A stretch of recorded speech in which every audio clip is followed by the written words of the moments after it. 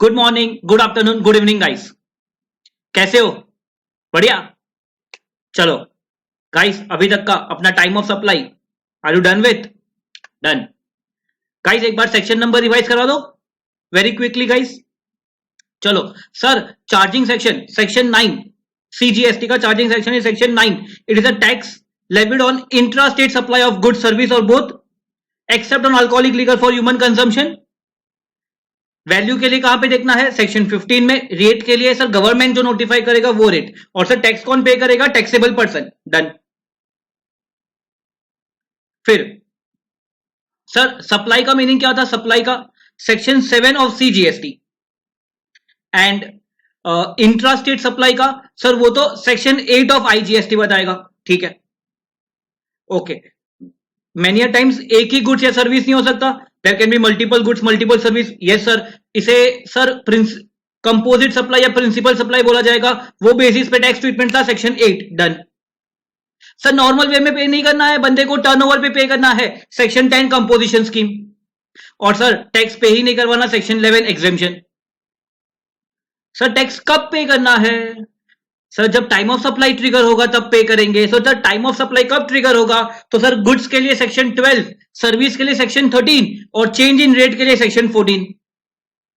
A point to note here, goods के लिए अलग टाइम ऑफ सप्लाई होगा, सर्विसेज के लिए अलग टाइम ऑफ सप्लाई होंगे प्रोविजंस। यस। और वैल्यूएशन के लिए कहां पे आना है sir? Section 15। That is our next topic, valuation. Sir purchases पे, ये हो गया सप्लाई के साइड। परचेसिस के अपने को सर आईटीसी मिलेगा, तो क्या कंडीशन है, क्या टाइम लिमिट में मेरे को कंडीशन आईटीसी मिलेगा? सेक्शन 16।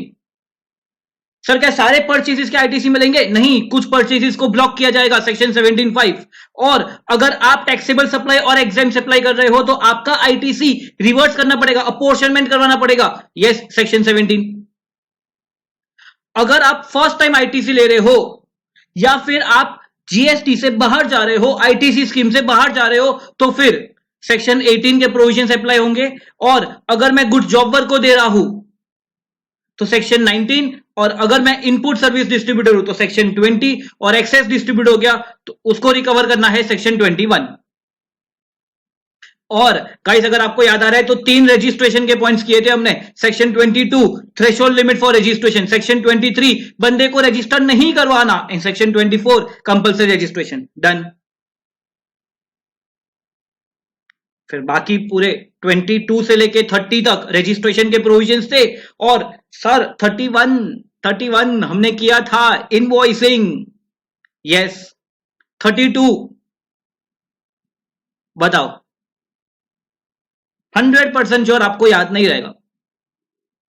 देखो यार, ऑनलाइन ले रहा हूं, मेरे को यहां पे बैठे बैठे पता चल रहा है कि आपको नहीं आएगा सेक्शन 32। सेक्शन 32 अनऑथोराइज कलेक्शन नहीं हो सकता। तो अनरजिस्टर्ड पर्सन है वो तो जीएसटी कलेक्ट ही नहीं कर सकता, रजिस्टर्ड पर्सन है वो उतना ही कलेक्ट कर सकता है जिसका उतना उसको अलाउड है। सेक्शन 33 इनवॉइस है, डॉक्यूमेंट जो भी आप डिपार्टमेंट के साथ करस्पॉन्डेंस कर रहे हो उसमें टैक्स का अमाउंट अलग से मेंशन होना चाहिए। And section 34 debit notes and credit notes. Then अगर आपको और भी पॉइंट्स रिवाइज कराया गाइस, तो यहां तक मैंने अकाउंट यहां तक मैंने इनवॉइस इश्यू किया। सेक्शन 35 36 मुझे ये अकाउंट्स का ऑडिट करवाना पड़ेगा, कितने टाइम तक रिटेन रखना है, सेक्शन 35 36। 37 से लेके 48 तक मुझे जो रिटर्न्स फाइल करना है वो रहेंगे। सेक्शन 49 सर मैं पे कैसे करूंगा गवर्नमेंट को? यूटिलाइज, आईटीसी यूटिलाइज करके पे करोगे, तो आईटीसी यूटिलाइजेशन के प्रिंसिपल थे 49 में। सर लेट पे करूंगा तो इंटरेस्ट के साथ section 50, TDS 51, TCS 52, settlement mechanism 53। और सर एक्सेस पे हो गया, एक्सेस पे मुझे रिफंड चाहिए, सेक्शन 54 से 58।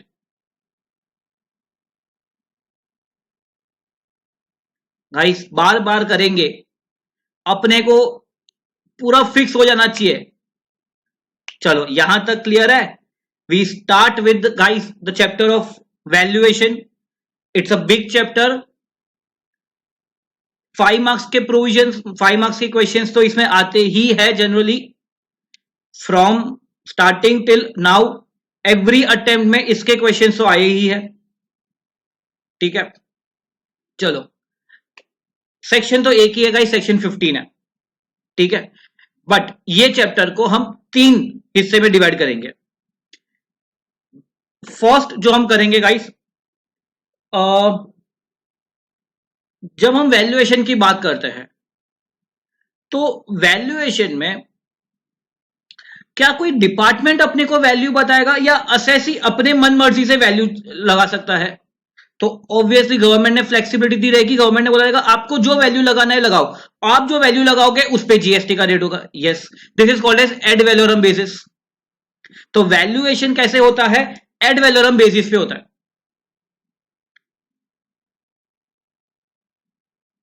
एड वैलोरम मतलब वो जो परसेंटेज दिया रहेगा, जीएसटी रेट का परसेंटेज दिया रहेगा, आप जो वैल्यू डिक्लेयर करोगे वो वैल्यू पे लगेगा।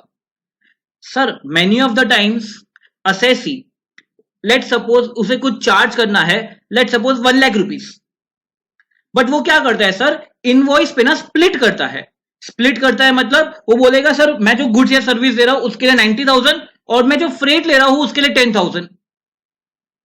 तो सर असेसी ने क्या किया, इनवॉइस को स्प्लिट अप कर दिया, और स्प्लिट अप कर दिया तो क्या ये जो उसने स्प्लिट अप किया है क्या उस पर भी जीएसटी आना चाहिए? यस आना चाहिए। तो वो कहां पे दिया रहेगा? सेक्शन 15(2) में। So there might be some additions जो हमें ट्रांजैक्शन वैल्यू पे करने पड़ेंगे, and there might be some subtractions also, जैसे कुछ डिस्काउंट दे रहा है। तो जीएसटी में जीएसटी किस पे होता है? तो जीएसटी ट्रांजैक्शन वैल्यू पे होता है। ये होता है सेक्शन 15(1) कि वैल्यू मतलब ट्रांजैक्शन वैल्यू, बट ये ट्रांजैक्शन वैल्यू में कुछ एडिशंस की रिक्वायरमेंट होगी, कुछ सब्सट्रैक्शंस की रिक्वायरमेंट होगी जो 15(2) और 15(3) में दिया है। ये होगा गाइस अपना first part. Once we are done with the first part, the second part is about valuation rules. जब ट्रांजैक्शन वैल्यू एक्सेप्टेबल नहीं होगा तो हमें इसके लिए कोई रूल्स वो लोग ने प्रिस्क्राइब किया रहेगा। यस, तो रूल 27 से लेके रूल 31 तक वो प्रिस्क्राइब्ड मेथड है। तो we have to refer to that rules, that is our part 2 of the discussion guys. And part 3, कुछ गुड्स या कुछ सर्विसेज के लिए गवर्नमेंट ने एक वैल्यू नोटिफाई की है और गवर्नमेंट बोलता है कि ये जो बिजनेसेस करते रहेंगे ना इनको ये मेथड फॉलो करनी पड़ेगी, या ऑप्शनल कर दिया जाएगा basically. So government has provided them an option to pay on some other value. तो वो अपना पार्ट 3 होगा which is rule 32। Okay guys, तो सेक्शन 15(1), 15(2), 15(3) पार्ट 1, वैल्यूएशन रूल्स जो गवर्निंग सेक्शन है 15(4) पार्ट 2, एंड सम सप्लाईज जिसके लिए गवर्नमेंट ने कुछ ऑप्शनल वैल्यू दिया हुआ है, नोटिफाई किया हुआ है, part 3। Done sir, let's start with section 15। अच्छा, तो गाइस देखो सेक्शन 15 में जैसे ही मैं गुड्स या सर्विस की बात करूं ना, आपके माइंड में एमआरपी बेस्ड प्रोडक्ट्स आते हैं, but it is not necessary that dealer is always dealing in MRP based products. और एमआरपी बेस्ड प्रोडक्ट्स में डील नहीं करता है तो उसके पास जो बायर्स आएंगे क्या वो उसको अपने अलग अलग वैल्यू लगा सकता है? Quite possible. Sir we have a supplier, उसको एक दिन में बायर 1 भी आया, 2 भी आया, 3 भी आया, 4 भी आया, 5 भी आया, बहुत सारे बायर्स आएंगे। अब एक बायर को उसने 1 लाख चार्ज किया, एक बायर को 1,05,000 किया, एक बायर को 95 किया। हो सकता है ना, पॉसिबल हो सकता है ये बायर को जनरली वो 1 लाख में बेचता है, बट ये बायर को उसने कुछ टोपी पहनाया, जो भी बोला यार, उसने बोला कि यार 1,05,000 अपना प्राइस है, चाहिए तो चाहिए, नहीं चाहिए तो आगे जाओ। अब ये बायर को रिक्वायरमेंट रहेगा तो उसने 1,05,000 में खरीद लिया, और ये जो बायर था ये उसके वाइफ के साथ आया था, तो वाइफ तो बार्गेन करने लग गई। हो सकता है ना, पॉसिबल है, 1-2 घंटे बार्गेन करने के बाद प्राइस कम हो गया 95,000। और जनरली क्या होता है, हस्बैंड क्या बोलता है, क्या यार 2 घंटे बाद कितना डिस्काउंट हुआ? तो 5,000। तो वाइफ बोलेगी दे दो, मुझे दे दो ये 5,000। होता है ना ऐसा? यस। अब ये तीनों बायर कैन आई से ये person different different value charge कर रहा है, यस। तो क्या गवर्नमेंट बोलेगा कि इसके एवरेज पे करो? नहीं, गवर्नमेंट बोलेगा कि देखो ये जो है ना, ये बायर, क्या ये price fair market value price है? मतलब क्या ये जो प्राइस है इसमें the buyer and the seller are unrelated person, and जो प्राइस हम चार्ज कर रहे हैं सप्लायर को इसके अलावा और कुछ नहीं मिल रहा है, मतलब टोटल मॉनेटरी कंसिडरेशन जो मिल रहा है वो 1 लाख रुपीस मिल रहा है। इन दैट केस ये वैल्यू पे जीएसटी आएगा। This is a transaction value. Buyer 2 के लिए क्या ये भी अनरिलेटेड पर्सन है? यस। क्या ये भी उतना ही दे रहा है, उसके अलावा और कुछ नहीं दे रहा है? In kind nothing. 1,05,000 is a transaction value. And buyer 3 के लिए वैसे ही 95,000 will be transaction value. Sir buyer 4 जो है ना वो रिलेटेड पार्टी आया, इसका भाई आ गया लेने। इसने भाई को बोला यार तेरे से क्या प्रॉफिट लेना यार, घर का है। तो इसने सिर्फ 70,000 चार्ज किया जो कॉस्ट रहेगा, लेट सपोज। तो क्या गवर्नमेंट बोलेगा ठीक है यार 70,000 पे ही पे कर दो, ठीक है ना, आपका भाई आया, ठीक है? नहीं ना, गवर्नमेंट तो बोलेगा क्या कि देखो मार्केट में तो वो गुड्स या सर्विस आ गया, तो उस पे जो ओपन मार्केट, जो फेयर मार्केट वैल्यू होना चाहिए उस पे जीएसटी आ जाना चाहिए हमें, यस। गवर्नमेंट को तो उस पे जीएसटी चाहिए, तो गवर्नमेंट ये वैल्यू रिजेक्ट कर देगा और बोलेगा this can not be the transaction value. Sir buyer 5 जो है ना, बायर 5 सर वो 60,000 दे रहा है और इसके अलावा 40,000 का रॉ मटेरियल दे रहा है। 40,000 रुपीज का तो रॉ मटेरियल ही दे रहा है। अच्छा, अब सप्लायर को मिला कितना इन कैश? 60,000। तो क्या 60,000 पे जीएसटी आना चाहिए? नहीं, इसकी वैल्यू भी ऐड होनी चाहिए ना, यस। तो क्या ये ट्रांजैक्शन वैल्यू है क्या? नहीं।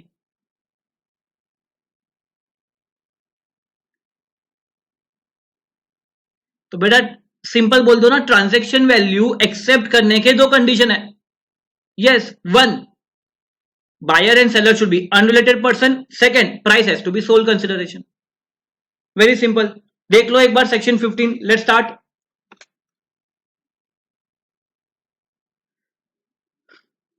What we have, value of supply of goods or service or both will be transaction value plus certain element जो हम 15(2) and 15(3) में एडिशन सब्ट्रैक्शन करेंगे वो, okay.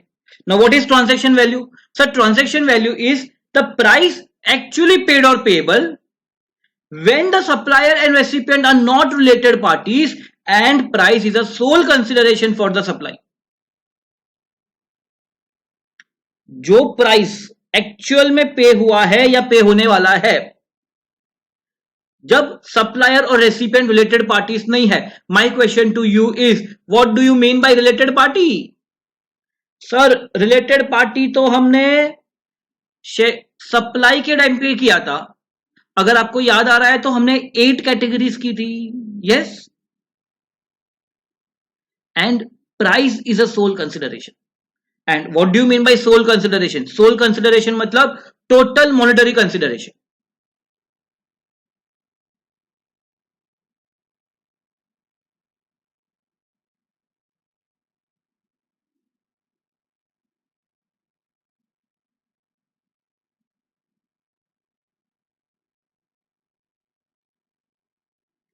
सर इसका मतलब अगर इसको टोटल नॉन मॉनेटरी कंसिडरेशन मिला या partly monetary partly non monetary मिला, तो सर हम सेक्शन 15(1) में नहीं जाएंगे, और 15(1) में नहीं जाएंगे तो 15(2) या 15(3) में भी नहीं जाएंगे। तो फिर हमें कहां पे जाना पड़ेगा? Section 15(4).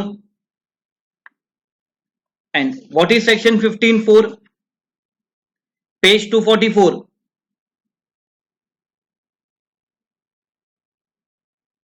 Where the value of supply of goods or service cannot be determined under subsection 1, the same shall be determined in such manner as may be prescribed. तो जब हम 15(1) में नहीं जा सकते, 15(1) में हम कब नहीं जा सकते? सर जब बायर सेलर रिलेटेड पार्टी है, सेकंड प्राइस सोल कंसिडरेशन नहीं है, तब हम जाएंगे। इन दैट केस हमें रूल 27 से रूल 31 को फॉलो करना पड़ेगा. Sir do I have to remember this rule number? Yes. Okay. Now अगर आपको मैं एक क्वेश्चन पूछू guys, just think about it. We have a, let's suppose, a head office in Maharashtra, and let's suppose we have a branch which is in Maharashtra, and that branch is separately registered under GST. और अगर separately registered है तो क्या वो deemed distinct person बन जाएंगे? Yes. अच्छा, head office ने ब्रांच को सर कुछ गुड्स दिया, हेड ऑफिस ने ब्रांच को कुछ गुड्स दिया, तो क्या सेक्शन 15(1) उसके लिए एप्लीकेबल हो सकता है? और अगर आपको याद आ रहा है तो विदाउट कंसिडरेशन भी दिया तो भी जीएसटी आएगा, शेड्यूल 1 पॉइंट ट्रिगर हो जाएगा. यस. तो let suppose it is without consideration, मैंने गुड्स दिए तो it is a supply. But valuation के लिए क्या सेक्शन 15(1) आ जाएगा पिक्चर में? सर सेक्शन 15(1) क्या ट्रांजैक्शन वैल्यू पे आएगा? ट्रांजैक्शन वैल्यू पे सर नहीं आ सकता, ये डीम्ड डिस्टिंक्ट पर्सन है. बट इफ अगर आप डायरेक्ट को अच्छे से पढ़ो बेटा, तो यहां पे वो लोग ने सिर्फ इतना लिखा है, supply recipient are not related. ऐसा नहीं लिखा कि supply recipient should not be deemed distinct person also. समझ रहे हो ना क्या मैं बोल रहा हूं? रिलेटेड पार्टी है तो ट्रांजैक्शन वैल्यू नहीं हो सकता. वैसे ही डीम्ड डिस्टिंक्ट पर्सन है तो transaction value should not be acceptable. But यहां पे मेंशन नहीं किया बेटा. This is a lacuna of law. जब वैल्यूएशन रूल करेंगे ना, तो वैल्यूएशन रूल में वो लोग ने रिलेटेड पार्टी और डीम्ड डिस्टिंक्ट पर्सन दोनों का वैल्यूएशन रूल दिया है, रूल 28. बट यहां पे वो लोग ने डीम्ड डिस्टिंक्ट पर्सन को नहीं मेंशन किया है. तो ये एक एडिशनल थॉट प्रोसेस आपके लिए हो जाएगा गाइस. इन फ्यूचर कभी इसमें चेंजेस हो गए तो आप इसको रिकॉल कर पाओगे ये डिस्कशन. ठीक है, चलो.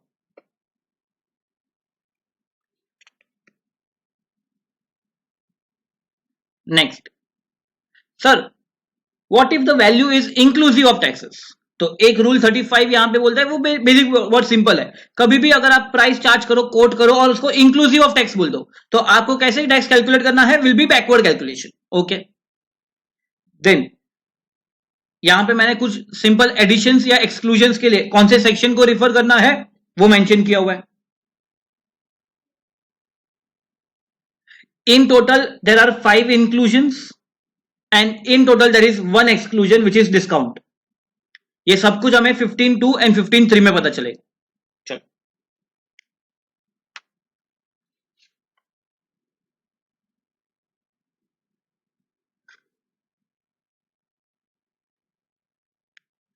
I am saying what if the consideration is not in money? तो जब भी कंसिडरेशन नॉट इन मनी रहेगा तो हमें कहां पे जाना पड़ेगा? सर अभी आपने बताया वैल्यूएशन रूल 27 से 31 में देखना पड़ेगा. डन. ओके. मैंने यहां पे कुछ एग्जांपल दिया गाइस, ये सब पढ़ लेना आप. ठीक है. और एक पॉइंट मैंने आपसे और एक थॉट प्रोसेस आपसे चाहता हूं guys. What if there are related persons, but related person के बीच में जो ट्रांजैक्शन है वो आर्म्स लेंथ प्राइस पे है, मतलब वो फेयर मार्केट वैल्यू पे है, तो क्या वो वैल्यू को रिजेक्ट किया जाएगा? I hope you are getting the question. We have a supplier जो भी बायर रहेगा, रिलेटेड पार्टी, अनरिलेटेड पार्टी, जो भी बायर रहेगा, सबको वो 1 लाख रुपीस ही चार्ज कर रहा है. तो सर मेरा एक रिलेटेड पार्टी आ भी गया तो मैं उसको 1 लाख ही चार्ज कर रहा हूं, तो क्या ट्रांजैक्शन वैल्यू को रिजेक्ट किया जाएगा? Technically yes. Technically yes. फिर आप वैल्यूएशन रूल में जाओगे और वैल्यूएशन रूल क्या बोलेगा? ओपन मार्केट वैल्यू पे ले लो. ओपन मार्केट वैल्यू क्या हो जाएगा? 1 लाख. तो टेक्निकली आप कहां पे अराइव होंगे? At arms length price only. तो सिर्फ आपको यह बता देना है कि वो जो 1 लाख है वो ओपन मार्केट वैल्यू है, वो फेयर मार्केट वैल्यू है बेसिकली. तो उस पे ही जीएसटी आएगा. Done. Okay. Next what we have is section 15(2) we have 5 additions. ये एडिशन क्यों है, मैंने आपको रीजन बताया गाइस। असेसी क्या कर रहा था, स्प्लिट अप इनवॉइस कर रहा था। तो स्प्लिट अप इनवॉइस कर रहा था तो गवर्नमेंट बोला कि अगर आप इनवॉइस को स्प्लिट करोगे तो हम ये सब चीज को ऐड करेंगे और फिर जीएसटी लगाएंगे।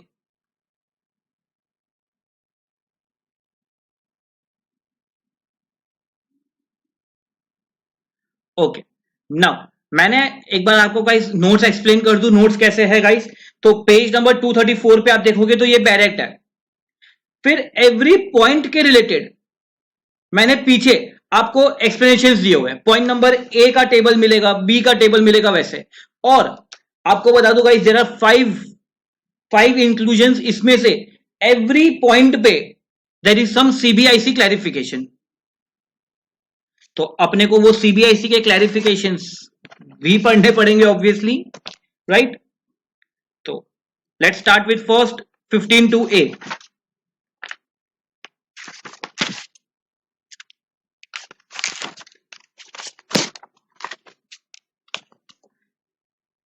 The value of supply shall include mandatory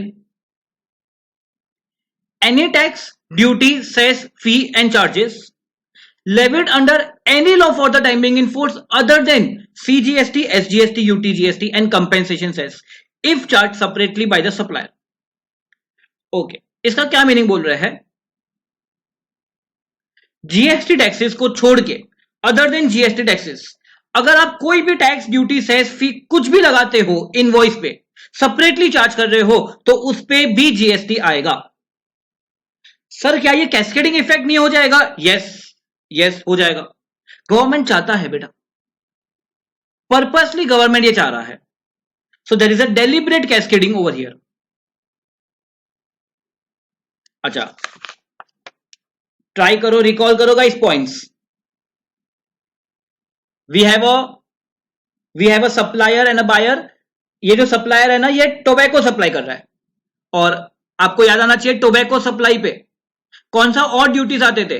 sir tobacco. Sir इस पे तो एक्साइज भी आता था, सेंट्रल एक्साइज, और जीएसटी भी आता है। यस, और बंदे ने पहले मैन्युफैक्चर किया फिर सप्लाई किया, देयरफॉर इनवॉइस पे पहले एक्साइज आएगा फिर जीएसटी आएगा। तो जीएसटी किस पे आएगा? तो जीएसटी के लिए वो लोग बोलते हैं एक्साइज अमाउंट को इंक्लूड करना पड़ेगा। Second, sir if you can remember, local bodies, इनको एंटरटेनमेंट टैक्स का पावर दिया था। यस, मतलब वो एंटरटेनमेंट टैक्स भी लगा सकते थे और जीएसटी भी लगाएंगे। यस, तो सर ये अगर एक मूवी देखने गया जिसपे entertainment tax is levied by the local body, तो सर ट्रांजैक्शन वैल्यू क्या रहेगा जीएसटी के लिए? It will be the basic sale price plus the entertainment tax. Sir we have a supplier, ये रेंट चार्ज कर रहा है, सर्विस है, एंड इस पे अलावा म्युनिसिपल टैक्सेस जो भी वो भी रिकवर कर रहा है टेनेंट से। We have a municipal tax of 1000। तो सर अपना ट्रांजैक्शन वैल्यू क्या रहेगा? 51,000। ओके, और इसके साथ मेरे को अच्छा सा पॉइंट याद आ रहा है guys. What if I am importing some goods? Sir अगर आप गुड्स इंपोर्ट कर रहे हो तो कस्टम्स ड्यूटी आता है और जीएसटी भी आता है, आईजीएसटी। यस, अच्छा, कस्टम्स ड्यूटी में क्या क्या आएगा सर? बेसिक कस्टम ड्यूटी आएगा, सोशल वेलफेयर सरचार्ज आएगा। तो सर अगर मैं वो गुड्स इंपोर्ट करूं, I have an accessible value. अब आईजीएसटी किस पे आएगा? तो sir accessible value plus basic custom duty plus social welfare surcharge plus और भी जो कस्टम ड्यूटी है सबको मिला के लास्ट में आईजीएसटी आएगा। बिकॉज आईजीएसटी भी, because of section 20, section 15 mutandis will apply to IGST also. Next, आप पेज नंबर 235 पे आ जाओ गाइस।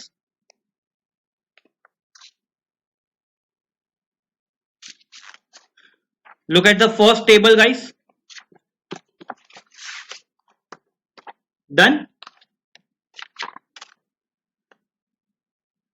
चलो guys, next what we have is a clarification on this. अच्छा यार, क्लैरिफिकेशन इश्यू क्यों करना पड़ा sir?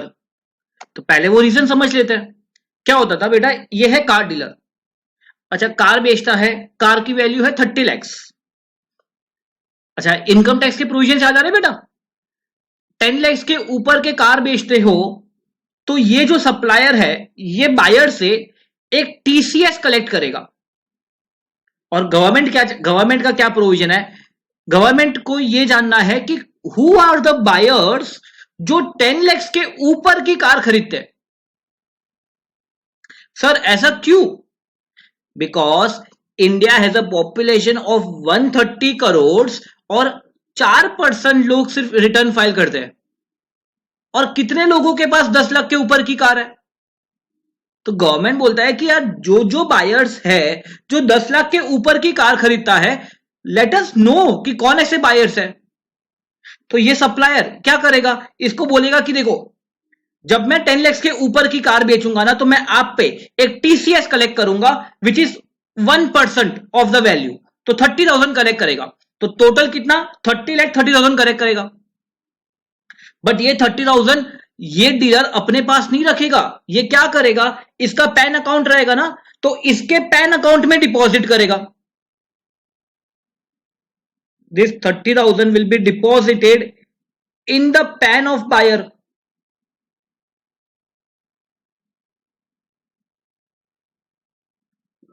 Okay, now the question is ये पर्सन ने कितना अमाउंट कलेक्ट किया, सर 30 लाख 30,000, तो जीएसटी कितने पे आना चाहिए, 30 लाख 30,000 पे या सिर्फ 30,000 पे, इज द क्वेश्चन। और अब आपको यह सोचना है कि क्या ये जो टीसीएस कलेक्ट किया गया है, क्या वो 15(2)A में फॉल होगा या नहीं होगा। क्लैरिफिकेशन क्या है ये छोड़ो बेटा, अपने को कंक्लूजन बेस्ड लर्निंग नहीं करना है, अपने को समझना है। तो 15(2)A में वो लोग क्या बोल रहे थे कि any taxes duty fee levied under any law, levied under any law, तो जिस पे लेवी है वो जो टैक्स जिस पे लेवी किया गया है वो अगर सप्लायर अगर ये टैक्स सामने वाले से रिकवर कर रहा है तो इस पे ऐड करना है। बट क्वेश्चन ये आता है कि क्या ये जो टीसीएस है, is it a tax which is levied on supplier और is it a tax on buyer.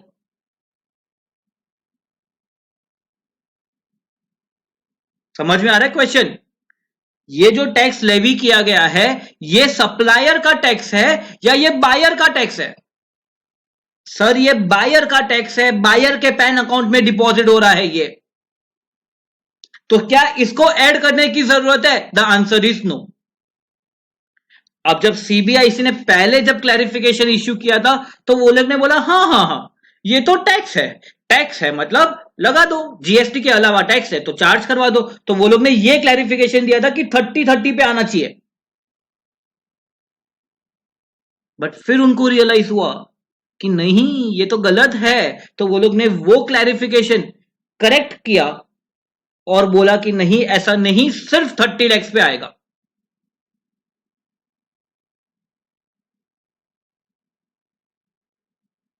I hope you are clear with the first point 15(2)A guys। चलो let's start with 15(2)B। Any amount that the supplier is liable to pay। Supplier के कुछ obligation है, supplier is liable to pay that amount but which has been incurred by the recipient of the supply. मैंने as a supplier मैंने recipient को बोल दिया कि यार तू मुझे पे कर रहा है ना, मुझे पे करने के बदले मेरे को किसी और बंदे को पे करना है, तो उसको पे कर दे। So which has been met by which has been incurred by the recipient and which is not included in the price actually paid or payable। तो 15(2)B को अगर हम सिंप्लीफाई की तरीके से बोले तो सप्लायर के कुछ ऑब्लिगेशन थे जो रेसिपिएंट ने मेट किए वो ऐड करने पड़ेंगे 15(2)B में अगर price is not already been included. Okay sir example की आदत हो गई है हमें। Sir we have a supplier we have a buyer, ये सिंपल कंसिडरेशन है, सिंपल प्लेन वेनिला केस हम इसे बोलते हैं। 10 लाख रुपीस ये इसको पे करेगा सर, 10 लाख पे जीएसटी आएगा, छोड़ो चलो। अब इसको बेस पकड़ना, अगर 10 लाख ही चार्ज करना था, बट सप्लायर ने लेट सपोज एक एजेंट को अपॉइंट किया था कि माल बेचने में अगर तू हेल्प करेगा तो तेरे को मैं 2 लाख रुपीस दूंगा, तो सप्लायर के ऑब्लिगेशन थे 2 लाख।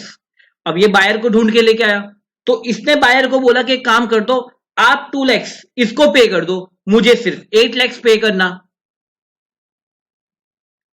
तो अब आपको ये क्वेश्चन ये आएगा कि सर जीएसटी कितने पे आएगा, बिकॉज इनवॉइस में सिर्फ 8 लाख की लगा दूं, तो क्या सिर्फ 8 लाख का रहेगा या पूरे 10 लाख पे आना चाहिए? पूरे 10 लाख पे आना चाहिए, यस। तो सर ये जो इनवॉइस बनाएगा, ये इनवॉइस कैसे बनाएगा? तो सर अगर ये लेट सपोज 8 लाख चार्ज कर रहा है, बट जीएसटी 10 लाख पे चार्ज कर रहा है, ठीक है, तो GST amount is 1.8 lakh.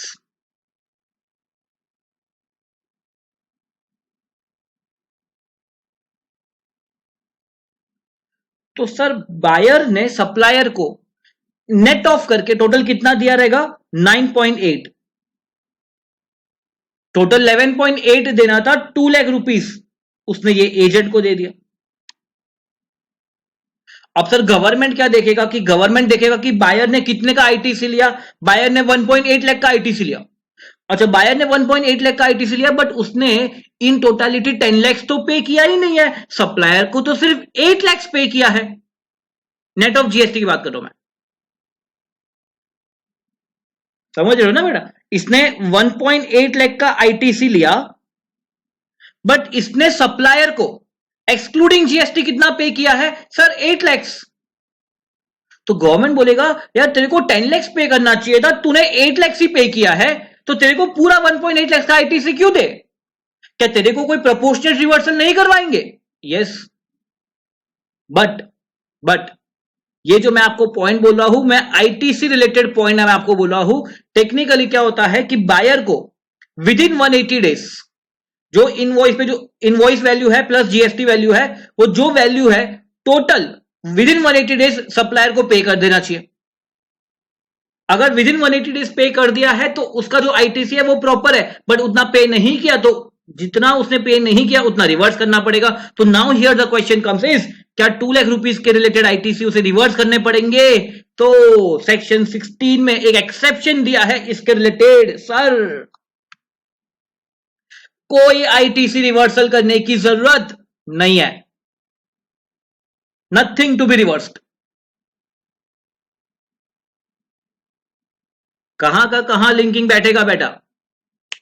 Done, okay, try this. अच्छा, ये एजेंट किसका एजेंट था? सर सप्लायर का एजेंट था, तो मैं क्या इसे सेलिंग एजेंट बोल सकता हूं? यस। तो सिंप्लीफाई करो ना बेटा, सेलिंग एजेंट को क्या वैल्यूएशन में ऐड करना है? यस।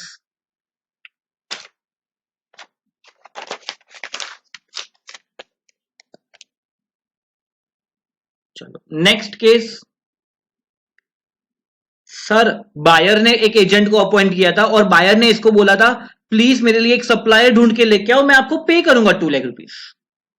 तो ये सप्लायर को लेके आया। अब सप्लायर क्या 8 लाख रुपीस ही मांगेगा या पूरा 10 मांगेगा? सप्लायर तो सर पूरा 10 मांगेगा, इसके एडिशनल बायर को 2 लाख इसको देकर पे करने हैं। अब मुझे ये बताओ, क्या ये सप्लायर का ऑब्लिगेशन था क्या? नहीं, it was not a suppliers obligation, it was a buyers obligation. तो क्या इसको ऐड करना है क्या? नहीं, सिर्फ 10 लाख पे जीएसटी आएगा, यस। और ये किसका एजेंट है? बाइंग एजेंट है सर, तो बाइंग एजेंट क्या ऐड करना है? No.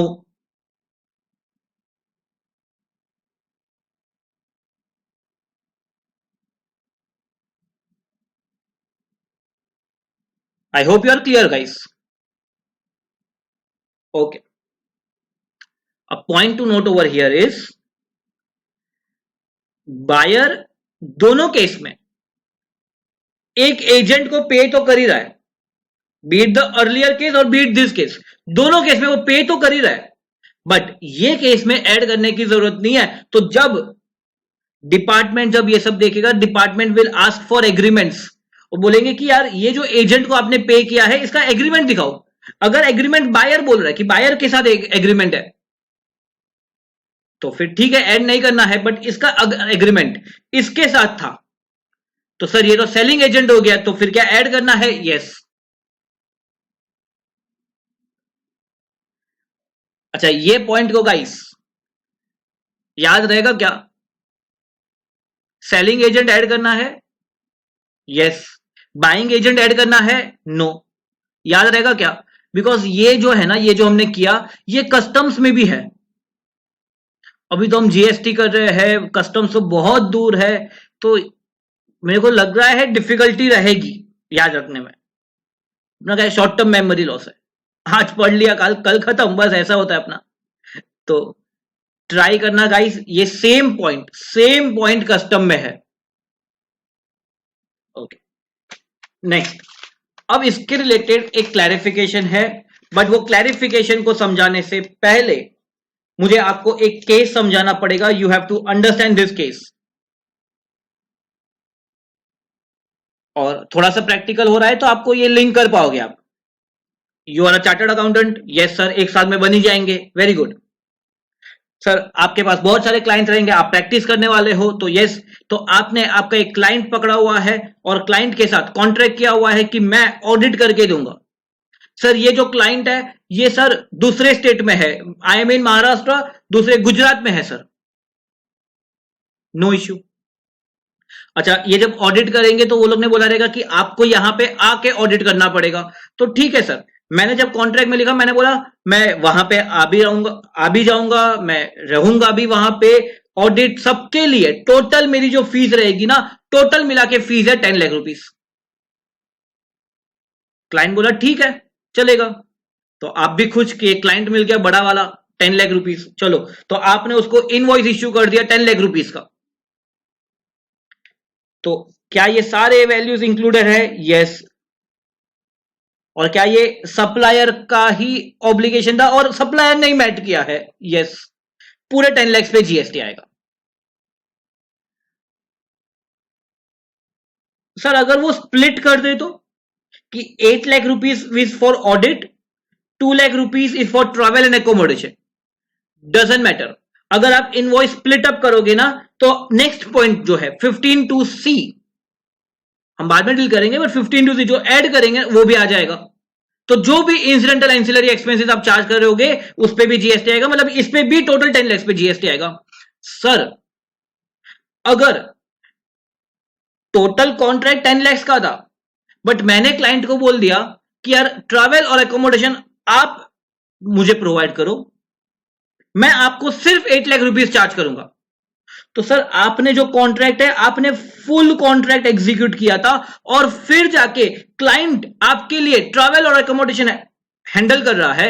In that case was your suppliers obligation which is made by the recipient? Yes sir. तो 8 लाख पे जीएसटी नहीं आएगा, कितने पे जीएसटी आएगा? Will be 10 lakh.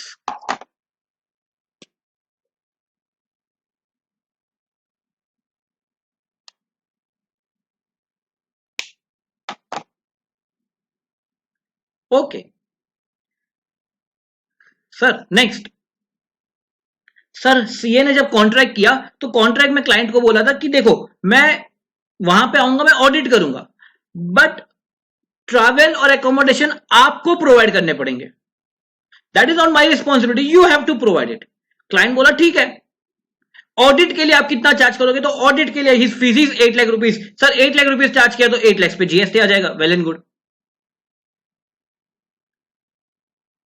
Sir client का कॉल आया और क्लाइंट मेरे को वहां पे बुला रहा है, मैंने बोला कि टिकट आप भेजो। क्लाइंट बोले काम कर दो ना यार, आप अभी के लिए बुक कर दो और मेरे पास से रिइंबर्स ले लेना। तो मैं टिकट मैंने बुक कर दी फर्स्ट क्लास एयरलाइन, और मैंने रिइंबर्स कर दिया, तो मैंने 8 लाख तो मैं चार्ज करूंगा ही करूंगा, और ये 2 लाख रुपीस जो मैंने चार्ज किया, जो क्लाइंट को करना चाहिए था बट मैंने किया है, तो क्या ये 2 लाख रुपीस पे जीएसटी आएगा? मतलब मैंने जो रीइंबर्समेंट किया है, मैंने क्लाइंट के बिहाफ पे जो खर्चे किया है, क्या उस पे जीएसटी आएगा? Is the question. सर ये आपको करना ही नहीं था, ये सीए को करना ही नहीं था, बट फिर भी आपने किया ये, बताओ। सर क्लाइंट के बिहाफ पे खर्चे किया मैंने, क्लाइंट के बिहाफ पे, मेरा कोई प्रॉफिट नहीं था, मैंने 2 लाख रुपीस में इनवॉइस भी है, there is no profit in it. But यहां पे जो एक कंसेप्ट आ जाता है, that is pure agent, that is pure agent.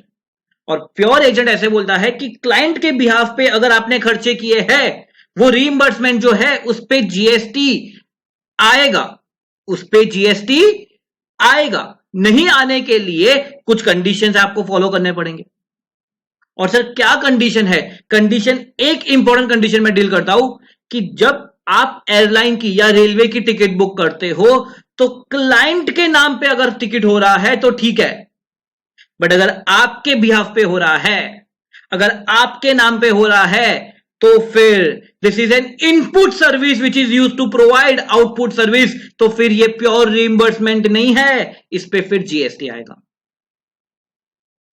और आपको क्या लगता है, मैं एयरलाइन किसके, मेरे नाम पे रहेगा, मतलब सीए के नाम पे रहेगा, तो this is not a pure agent, this is an input service use to provide output service, तो इस पे जीएसटी आएगा।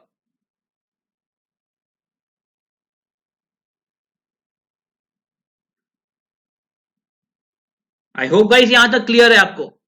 और ये केस में, सर ये केस में तो क्लाइंट आपको दे रहा है ना, और आप तो कुछ भी चार्ज नहीं कर रहे हो, आप 8 लाख ही चार्ज कर रहे हो, तो 8 लाख पे ही जीएसटी आएगा guys. Okay, now let's go to that clarification.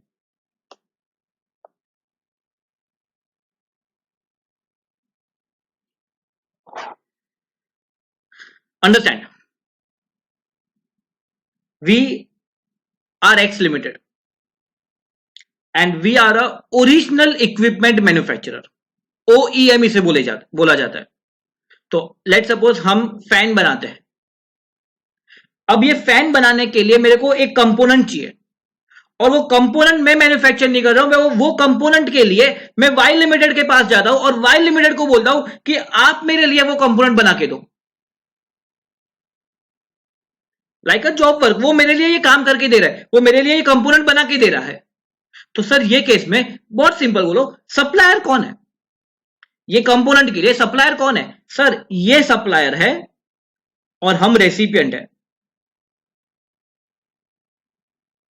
हाँ, पहले तो ये क्लियर होना चाहिए कौन सप्लायर है कौन रेसिपिएंट है। ओके, अब ये जब कंपोनेंट बना के देगा, तो कंपोनेंट के लिए टर्म्स क्या बोला गया है? Terms can be two things, one is sale price is 100 rupees, जिसमें mould and dies will be arrange by the original equipment manufacturer. हम उसको मोल्ड और डाइस देंगे, मतलब will be arrange by the recipient.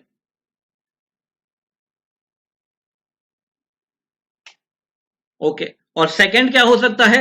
Sir sale price will be 120 rupees, जहां पे mould and dies will be arranged by the component manufacturer itself, मतलब ये supplier ही करके देगा, अपने को कुछ नहीं करना है ये केस में। बट ये केस में हम इसको मोल्ड और डाइस प्रोवाइड करेंगे और फिर ये अपने को करके देगा। ठीक है सर, तो मोल्ड एंड डाइस हमने खरीदा तो क्या हमने इस पे आईटीसी लिया रहेगा? यस सर, हमने आईटीसी लिया रहेगा मोल्ड एंड डाइस पे। और फिर क्या ये फ्री ऑफ कॉस्ट बेसिस पे इसको दिया जाएगा? यस। जब हम फ्री ऑफ कॉस्ट बेसिस पे दे रहे हैं, तो क्या ये सप्लाई है? नहीं, there is no supply because consideration is missing. जब हम मोल्ड एंड डाइस दे रहे हैं तो हम उसे कुछ चार्ज नहीं कर रहे हैं। ओके, तो क्या हमें उस पर आईटीसी रिवर्स करने की जरूरत पड़ेगी? No, no, because it is used in the course of your business. और सर कितने पे जीएसटी आएगा? वेरी सिंपल, 100 पे जीएसटी आएगा। 15 टू बी का यहां पे पिक्चर नहीं आएगा बिकॉज ये जो ऑब्लिगेशन है, ये ऑब्लिगेशन किसका है? रेसिपिएंट का है। It is not supplier obligation met by the recipient. Sir ये केस में सप्लायर को खरीदना था mould and dies, but recipient खरीद के दे रहा है। अब रेसिपिएंट खरीद के दे रहा है तो क्या वो अपना इनवॉइस वैल्यू कम करेगा? हो सकता है यस कर दे। तो सर इनवॉइस वैल्यू अगर वो कम भी कर दे तो जीएसटी कितने पे आना चाहिए? टोटल 120 पे आना चाहिए। तो अगर वो 100 रुपए चार्ज भी कर देना, डजेंट मैटर, 120 पे जीएसटी आएगा। ओके सर, हमने यहां पे मोल्ड खरीदा, ये केस में हमने यहां पे मोल्ड खरीदा, यस, तो हमने क्या आईटीसी ले लिया रहेगा? यस। सर हम इसे विदाउट कंसिडरेशन दे रहे हैं, without consideration, not GST, not a supply. But sir क्या हमें आईटीसी रिवर्स करना पड़ेगा? Because because sir mould and dice खरीदना किसको था? सर खरीदना कंपोनेंट मैन्युफैक्चरर को था, बट हमने खरीद के दिया है, तो टेक्निकली टेक्निकली हमें इस पे आईटीसी नहीं मिलना चाहिए, ये कंपोनेंट मैन्युफैक्चरर को इसका आईटीसी मिलना चाहिए। In that case we are not suppose to take ITC, और हमने अगर लिया रहेगा तो हमें रिवर्स करना पड़ेगा। तो सर ये आईटीसी लॉस नहीं हो जाएगा क्या? नहीं होगा, बिकॉज अल्टीमेटली ये 120 चार्ज करेगा तो उस पर जीएसटी चार्ज करेगा। यस, बट क्लैरिफिकेशन ने क्या बोला था? ही नीड टू रिवर्स आईटीसी, और वैल्यूएशन के लिए 120 पे आएगा।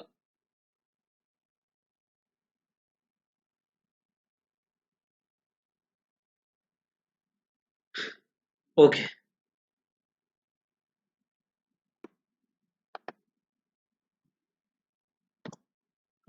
चलो गाइस, एक बार आप नजर घुमा लो गाइस 15 टू बी में। We have done this buying commission, selling commission, we are done. Then एक क्वेश्चन यहां पे पूछा है कि वेदर एफओसी सप्लाईज, मतलब फ्री ऑफ कॉस्ट जो सप्लाई कर रहे हैं, by the recipient to the supplier shall be included in the value. तो जो सप्लायर, जो रेसिपिएंट सप्लायर को एफओसी सप्लाई दे रहा है, क्या उसमें वैल्यूएशन में ऐड करने की जरूरत है या नहीं है? तो उन्होंने बोला FIM material, free issue material provided by the client to the contractor is admittedly not a supply in itself, but the question which arises is whether there is any consideration flowing from the client to the contractor vis-a-vis the free issue material, and it depends कि contract कैसा आपने frame किया हुआ है। क्या contract full contract value पे है और फिर रेसिपिएंट आपको सप्लाई कर रहा है जिसके लिए आप कम प्राइस चार्ज कर रहे हो, तो फिर ऐड करना पड़ेगा। बट अगर कॉन्ट्रैक्ट लिमिटेड स्कोप के लिए है, तो अगर वो जो वैल्यू दे, जो प्रोवाइड कर रहा है रेसिपिएंट, वो ऐड करने की जरूरत नहीं है। You have a look at this question guys.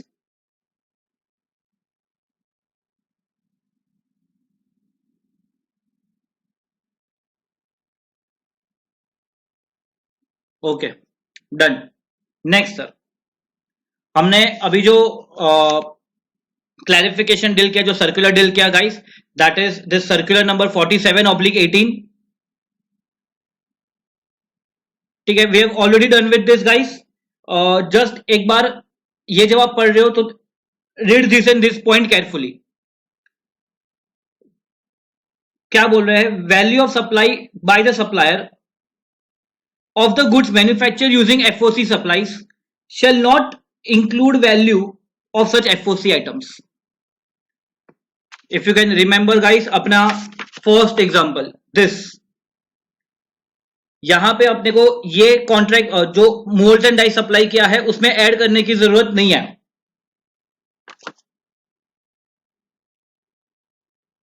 And second we have this, if the supply contract requires supplier of the component part to use its molds and dies, but subsequently recipient provides this on FOC basis resulting in reduction of the original agreed price, in that case बेटा अपने को 15(2)(b picture में आ जाएगा और add करने की जरूरत पड़ेगी।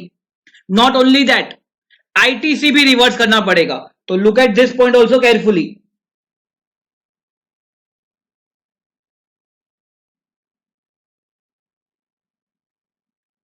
Done okay.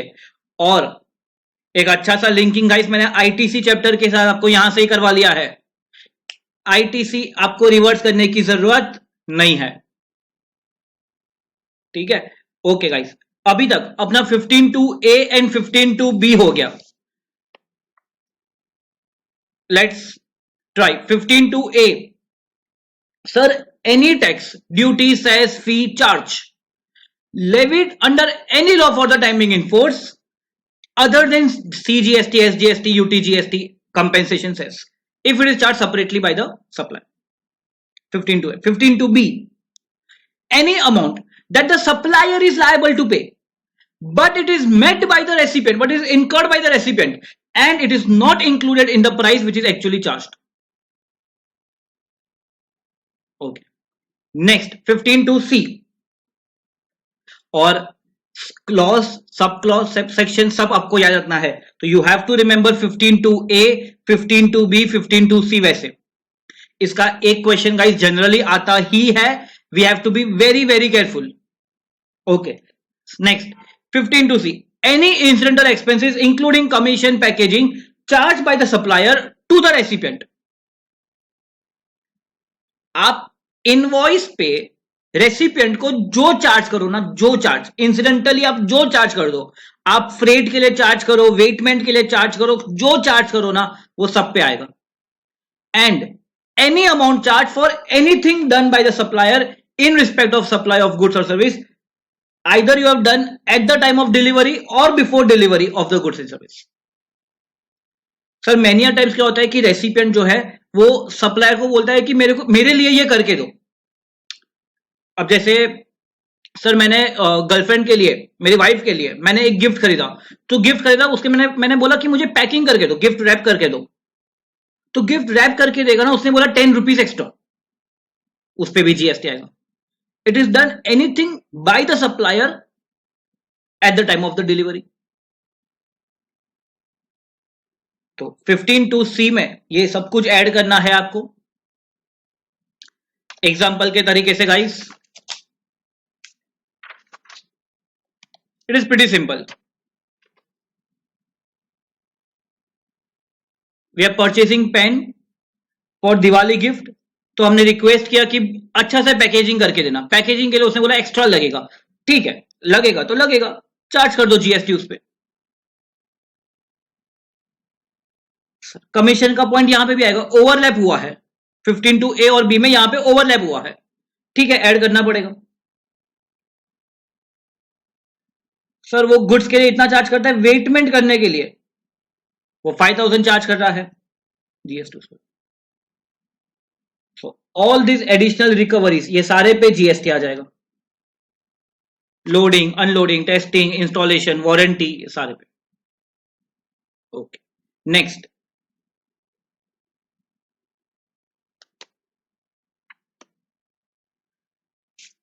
Next is your favourite, not mine, your favourite.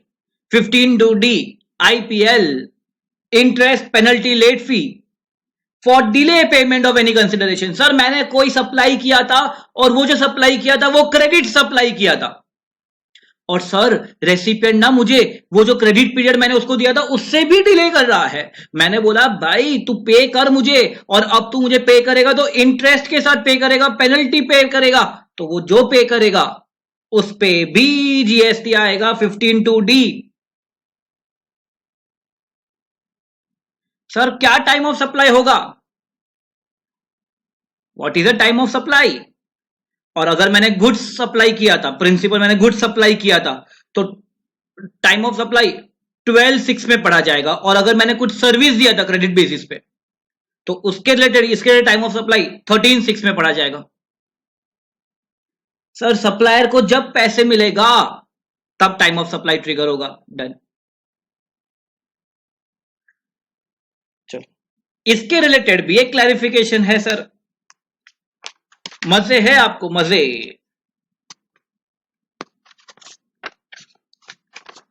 Sir क्या मजे सर.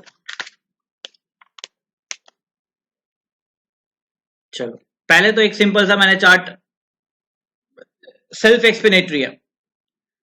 पेमेंट टर्म्स था 1 मंथ क्रेडिट का, ठीक है, बट ये बंदा बायर इसको पे कर रहा है आफ्टर 3 मंथ्स. तो आफ्टर 3 मंथ्स में दो बात हो सकती है, आइदर सप्लायर बायर को बोल दे भाई 10 लाख दे दे, बहुत है, तू बस मैंने जो बेचा ना वो मुझे दे दे, बस मैंने तेरे लिए इंटरेस्ट वो सब माफ कर दिया भाई, तू मुझे 10 लाख दे दे. तो सर नोशनल वैल्यू पे नहीं आएगा, बिकॉज टाइम ऑफ सप्लाई कभी ट्रिगर ही नहीं होगा. बट सर नहीं, अगर मैंने उससे 12 लाख रिकवर किया तो ये जो 2 लाख एडिशनल रिकवर किया सर उस पे जीएसटी आएगा। और और 1.2 नोट ओवर हियर इज, अगर मैंने इसको जो वैल्यू में बेचा है वो 10 लाख का बेचा है तो मैं 10 लाख पे जीएसटी कैलकुलेट करूंगा। मतलब सर मेरा जीएसटी अमाउंट कितना होगा, अगर 18% का रेट है तो 1,80,000। तो मैंने टोटल कितना बेचा, 11,80,000। अब उससे मुझे 11,80,000 देना है बट वो डिले पे कर रहा है, तो मैंने उसको बोला 2 लाख रुपीज का तू मुझे इंटरेस्ट दे दे। तो मुझे टोटल कितना पे करेगा,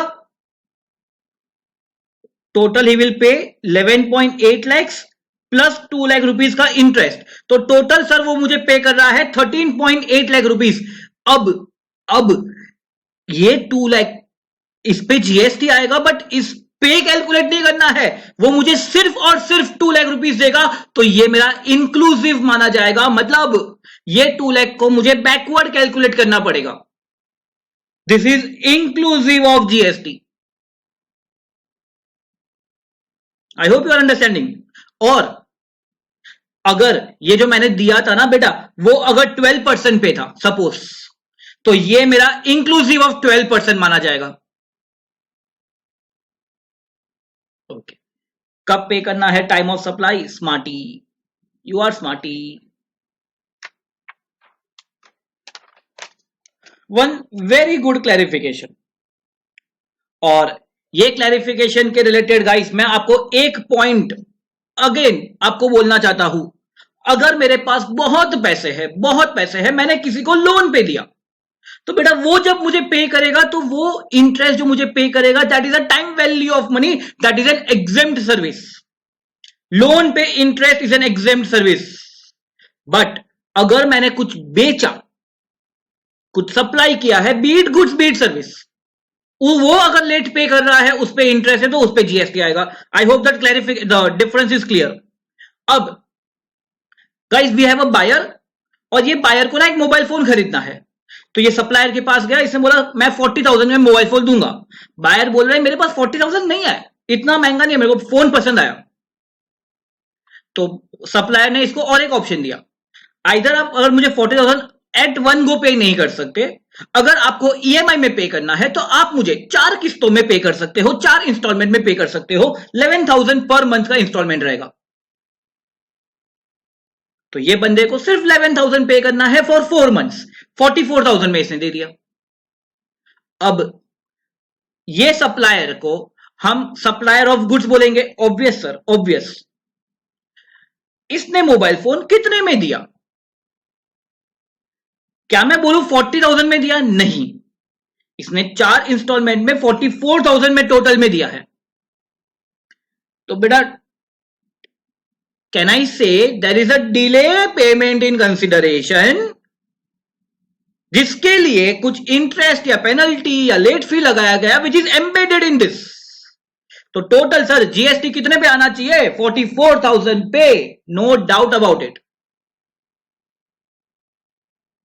next sir same scenario, buyer के पास 40,000 नहीं है, बट सप्लायर बोलता है मेरे पास ना यहां पे एक बजाज फाइनेंस का बंदा है, अगर आपको चाहिए तो बजाज फाइनेंस से आप ईएमआई फैसिलिटी ले सकते हो, और बजाज फाइनेंस का भी कुछ रेट ऑफ इंटरेस्ट रहेगा। यस, इसमें क्या होता रहेगा गाइस, इसमें बजाज फाइनेंस ये सप्लायर को 40,000 तभी के तभी दे देता रहेगा, 40,000 ले लो, और आप इसके थ्रू ईएमआई से पे करोगे।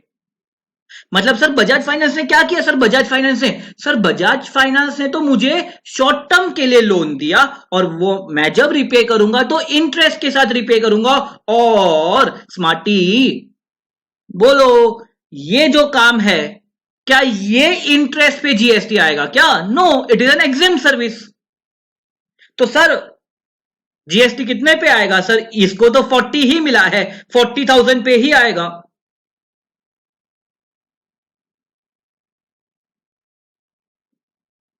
Very simple. Guys, are we done with this? Great. And last, अच्छा लास्ट पॉइंट भी आपको स्ट्राइक होगा, सब्सिडी। सर कंसिडरेशन तो सप्लायर को जहां से मिल रहा है, be it recipient be it some other person, जहां से पैसे मिल रहे हैं that is consideration. But sir अगर सेंट्रल गवर्नमेंट स्टेट गवर्नमेंट अगर कोई सब्सिडी देगा तो वो कंसिडरेशन में इंक्लूड नहीं था, तो क्या वो वैल्यूएशन में इंक्लूड होना चाहिए क्या? No no. Then subsidy which is directly linked to the price excluding the subsidy provided by state government and central government and state government, और कोई भी दे देना आपको सब्सिडी, वो इंक्लूड करना है if it is linked to the price. अगर central government state government subsidy दे तो वो ऐड नहीं करना है, सिर्फ सेंट्रल गवर्नमेंट स्टेट गवर्नमेंट। अगर लोकल अथॉरिटी दे दो करना है, अगर फॉरेन गवर्नमेंट दे तो करना है। Explanation. For the purpose of this subsection, the amount of subsidy shall be included in the value of supply of the supplier who receives the subsidy. Sir इसका मतलब ओके मैं आपको समझाता हूं गाइस। एग्जांपल सर अभी जो ऐसे होता था कि गैस के लिए सब्सिडी मिलता था, और सर ये सब्सिडी किसको दिया जाता था? जो गैस कंपनी है ना सर उसको दिया जाता था, और वो कस्टमर से कम प्राइस चार्ज करते थे बिकॉज उनको गवर्नमेंट से सब्सिडी मिलता था। यस बट सर अभी गवर्नमेंट क्या कर रहा है? अभी सर गवर्नमेंट ना डायरेक्ट सब्सिडी दे रहा है सर, डायरेक्ट सब्सिडी, वो डायरेक्टली मेरे बैंक अकाउंट में आ जाएगा। तो सर वो सब्सिडी वो सप्लायर को नहीं मिलेगा, और बिकॉज वो सप्लायर को नहीं मिलेगा तो क्या वो सब्सिडी एक्सक्लूड होगी क्या? नहीं,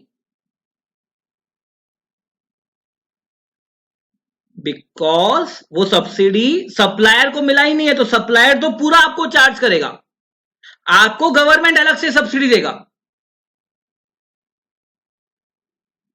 ओके चलो quickly guys,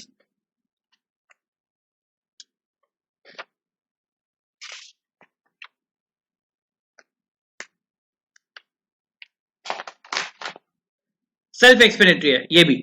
we have a supplier, ये वैल्यू होता था 1 लाख रुपीज में, but there is a subsidy which is provided if central government is providing 40,000 subsidy, तो सर ये कंसिडरेशन नहीं आएगा,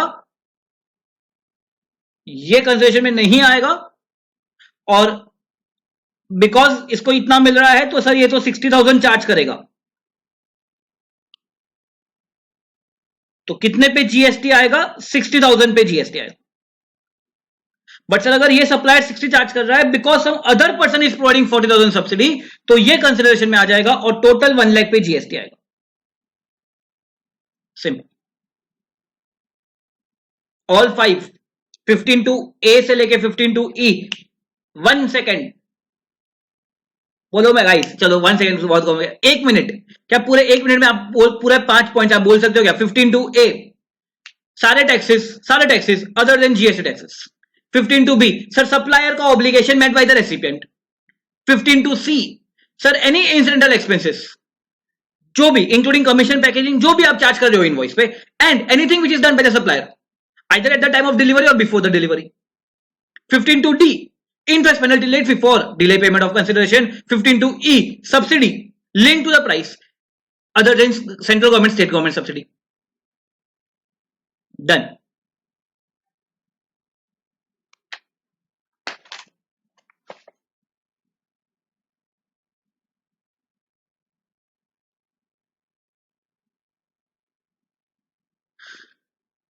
नजर घुमा लो गाइस,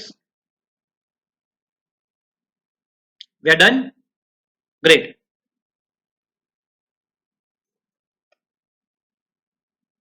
आप ये क्लैरिफिकेशन गाइस पढ़ लेना, ये ऑलरेडी अपना हो गया guys. And once you understand the logic ना गाइस, अगर आप मेरे साथ साथ आप आंसर कर रहे हो और अगर आप जो आंसर कर रहे हो वो करेक्ट आंसर है, तो जब आप पढ़ोगे ना तो आपको बहुत मजा आएगा कि यस ये मेरा जो थॉट प्रोसेस था ये सही थॉट प्रोसेस था मेरा।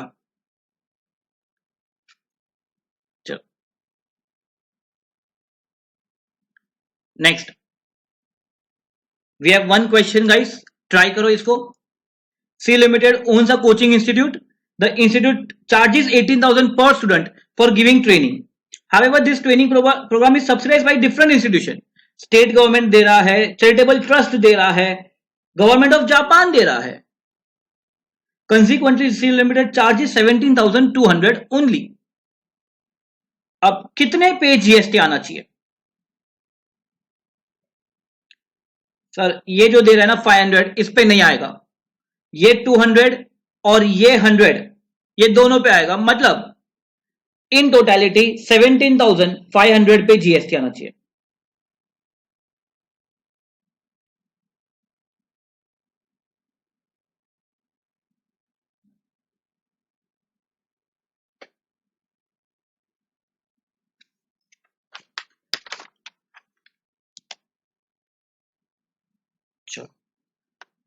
Next, what we have is 15.3. 15.3 is discounts.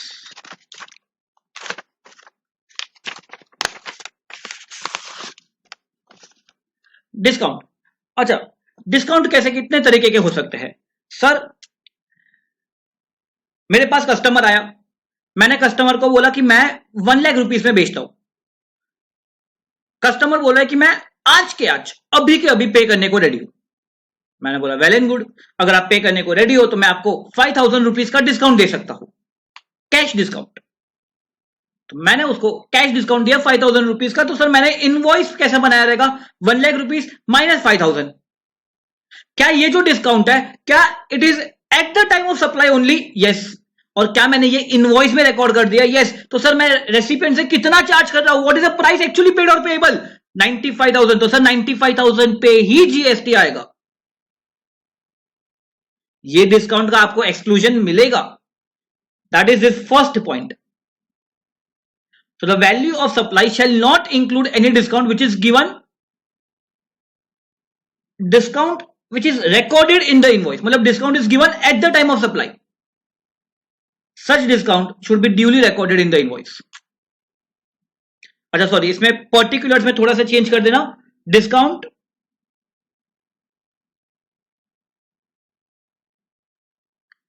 given at the time of supply.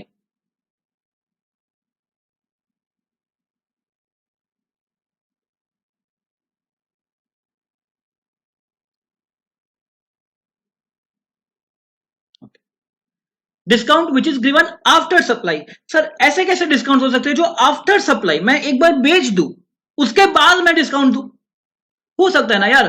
मेरे को late suppose I am a manufacturer, ठीक है, मेरे पास एक होलसेलर है. मैं होलसेलर को बोलता हूं कि अगर आप मेरा product total let suppose 10,000 unit से ज्यादा बेचते हो तो फिर मैं आपको डिस्काउंट दूंगा.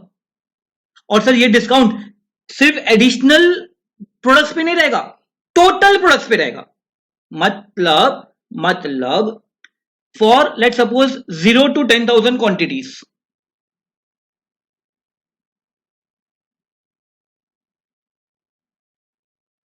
I am charging 100 per unit. But अगर आप 10,000 क्वांटिटी से मेरा ज्यादा बेच दो तो मैं 90 पर यूनिट चार्ज करूंगा थ्रू आउट. तो सर एक बंदे ने 10,000 क्वांटिटी का ऑर्डर आया और उसके बाद उसने मेरे से और 5,000 क्वांटिटी लिया. तो बेटा ये जो पहले 10,000 हुआ रहेगा वो टाइम पे तो मैंने उसको 100 पर यूनिट बेसिस पे लगाया रहेगा. और ये जो नेक्स्ट ऑर्डर आया 5,000, उसके लिए मैंने उसको 90 लगाया रहेगा. बट जो इनिशियल 10,000 था उसके लिए भी तो मुझे क्या 10 रुपीज पर यूनिट पे डिस्काउंट देना है? Yes. That discount is after supply. Sir ये आफ्टर सप्लाई है, मतलब आपका टैक्सेबल वैल्यू जो है ना, आपने ज्यादा चार्ज किया, आपको कम चार्ज करना चाहिए था. तो सर हमने एक कंसेप्ट देखा था क्रेडिट नोट, सेक्शन 34. यस. तो सर ये इनवॉइस के लिए मैं एक क्रेडिट नोट इश्यू करूंगा. और क्रेडिट नोट तो ऑब्वियसली मैं टाइम लिमिट में इश्यू करना है मुझे. सेक्शन 34 तो टाइम लिमिट की बात कर रहा था. यस. तो I will pass of this discount bye a credit note और रेसिपिएंट को अपना आईटीसी, प्रोपोर्शनल आईटीसी उसे रिवर्स करना पड़ेगा. और बायर सप्लायर के लिए वो फ्यूचर टैक्स लायबिलिटी के लिए एडजस्ट हो सकता है. क्या हुआ बेटा, कितना लिंकिंग है? मजा आ रहा है? तो इसकी क्या कंडीशन है sir? Very simple, such discount is established, ये आफ्टर सप्लाई ना बेटा, आफ्टर सप्लाई है, तो that discount should be establish in terms of an agreement which is entered into at or before the time of the supply. जब हमने agreement enter किया रहेगा वो टाइम पे एग्रीमेंट में ये मेंशन किया रहेगा कि अगर ये सिनेरियो हुआ तो मैं आपको डिस्काउंट दूंगा। सर एब्रप्टली मन मर्जी से डिस्काउंट नहीं है बेटा, and it is specifically linked to the invoice, and ITC which is attributable to the discount has been reversed by the recipient of the supply.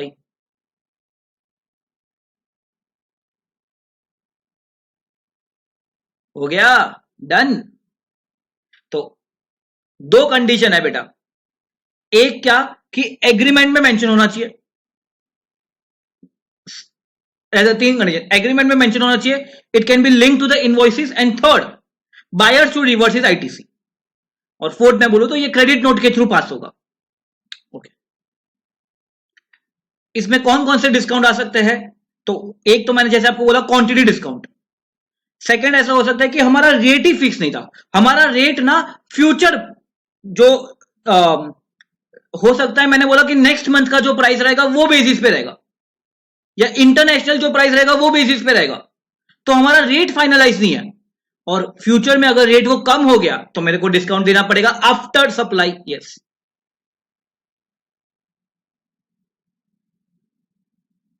So various types of discount हो सकते हैं guys. One is trade discount, generally trade discount at the time of supply दिया जाएगा, जो invoice में list किया जाएगा, record किया जाएगा। अच्छा, हो सकता है अकाउंट्स में आप बोल दो कि इनवॉइस में रिकॉर्ड करने की जरूरत नहीं, अकाउंट्स में, यहां पे अगर आपने इनवॉइस पे दिखा दिया है तो माइनस करने को मिल जाएगा। कैश डिस्काउंट हो गया सर ये भी, quantity discount, annual turnover discount, regional discount, off season discounts. Just a point to note here is it has to be established in terms of an agreement. मन मर्जी से नहीं होना चाहिए, कस्टमर को पता होना चाहिए कि अगर ऐसा हुआ तो वो एलिजिबल है डिस्काउंट के लिए, he has a right to ask for discount.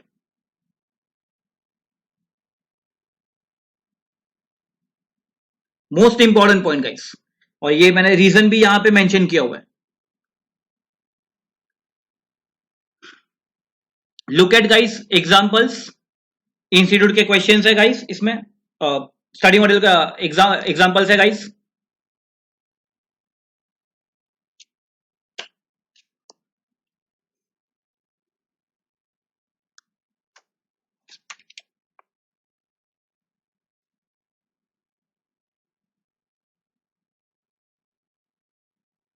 I hope it is pretty clear. ये क्रेडिट नोट के थ्रू पास होगा गाइस, और थर्ड वन में मन मर्जी से डिस्काउंट दिया, तो ऐसे डिस्काउंट्स को टैक्सेबल वैल्यू से रिडक्शन नहीं मिलेगा।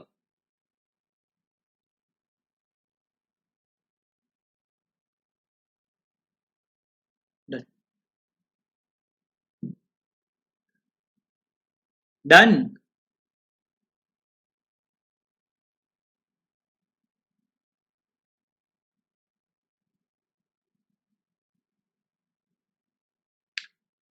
Simple summary,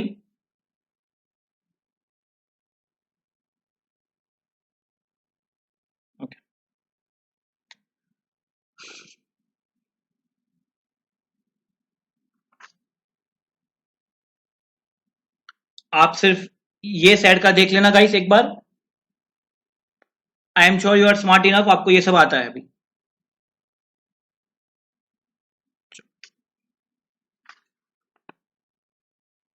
so by this guys we are done with the first part अपना सेक्शन 15.1, 15.2 एंड 15.3। जब ट्रांजैक्शन वैल्यू लिया जाएगा तो क्या एडिशन और क्या सब्सट्रैक्शन, क्या डिडक्शन करने को मिलेगा, वो अपना हो गया है। नेक्स्ट अभी अपने को क्या करना पड़ेगा गाइस, तो next we will solve some questions, या चाहिए तो मैं क्वेश्चन के लिए गाइस एक काम करता हूं, मैं क्वेश्चन के लिए अलग वीडियो बनाता हूं, ठीक है?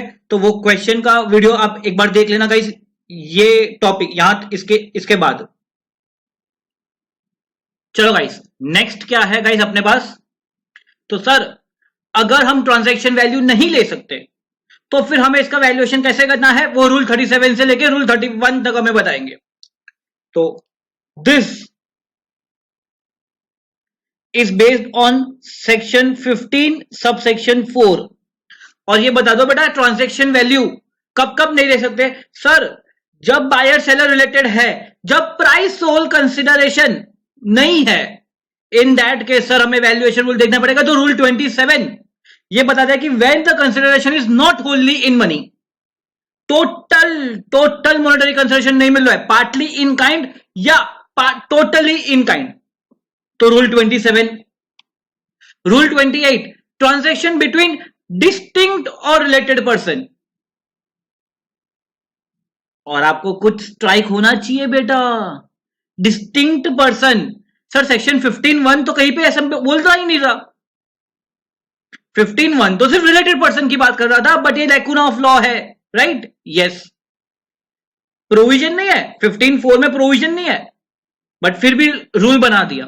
चलो ठीक है, this is lacuna of law. चलो ठीक है, ट्रांजैक्शन बिटवीन डिस्टिंक्ट और related person other than agent, और एजेंट के लिए we have rule 29। Again power नहीं है, रूल बना दिया। चलो ठीक है। Rule 30 is cost based assessment. Cost based मतलब वो लोग बोलते हैं कि आपका जो भी कॉस्ट रहेगा ना, उसका 100% लिया जाएगा। अगर आपने कहीं से खरीदा हुआ, सॉरी, आपने कहीं से खरीदा हुआ है तो कॉस्ट ऑफ एक्विजिशन का 110%, अगर आपने मैन्युफैक्चर किया है तो कॉस्ट ऑफ प्रोडक्शन का 110%, और अगर आप सर्विस प्रोवाइड कर रहे हो तो कॉस्ट ऑफ सर्विस का 110% लिया जाएगा। And rule 31 is residual method which is best judgement assessment.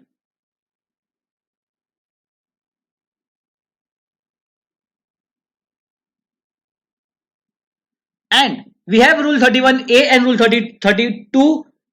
इसका जो गवर्निंग सेक्शन है दैट इज 15(5). इसके अलावा guys we have 3 rules. Rule 33 जो pure agent reimbursement of expenses की बात करेगा, रूल 34 रेट ऑफ एक्सचेंज की बात करेगा, एंड रूल 35 अगर कभी वैल्यू इंक्लूसिव हो जाए तो बैकवर्ड कैलकुलेट करना है, रूल 35। और इसके अलावा अपने पास 2 एक्सप्लेनेशन है, one explanation is open market value and one explanation is supply of like kind and quality. चलो let's start with the 2 explanations we have. Sir, what is open market value?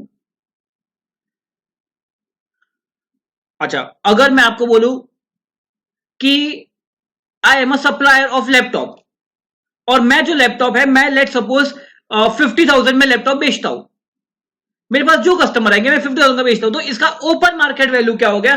तो आप ये लैपटॉप को market में लेके आओ और market में नीलामी करो, ले लो ले लो ले लो, नीलामी कर दो। जो ये बंदा, जो अगर आप जिसको बेच रहे हो वो अनरिलेटेड पार्टी है और वो प्राइस सोल कंसिडरेशन है, तो वो value is a open market value. मतलब आप ओपन मार्केट में लेके आओ और इसकी वैल्यू फाइंड आउट करो। It means full value in money. जो आपको पैसे दे रहा है ना, वो टोटली मॉनेटरी कंसिडरेशन दे रहा है, excluding GST taxes, where the supplier and the recipient are not related and price is a sole consideration to obtain such supply at the same time when the supply being value is made.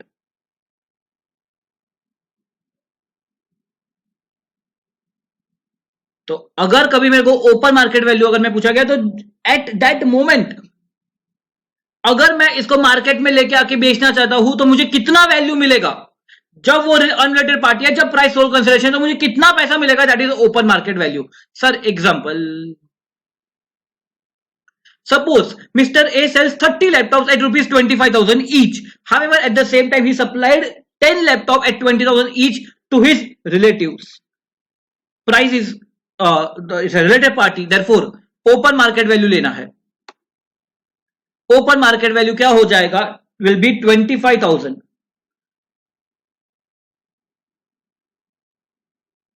Okay, अच्छा, open market value मतलब ऐसा नहीं है guys कि ऐसा laptop मैं किसी और को कितने में बेचता हूं, वो वैल्यू नहीं फाइंड आउट करना है। इसके जैसा प्रोडक्ट की बात नहीं कर रहा हम लोग, ये ही लैपटॉप, ये 10 लैपटॉप्स अगर मैं मार्केट में लेके आता तो मुझे कितना मिलता, वो आपको 25,000 मिलता। तो ये 10 लैपटॉप्स का open market value is 25,000।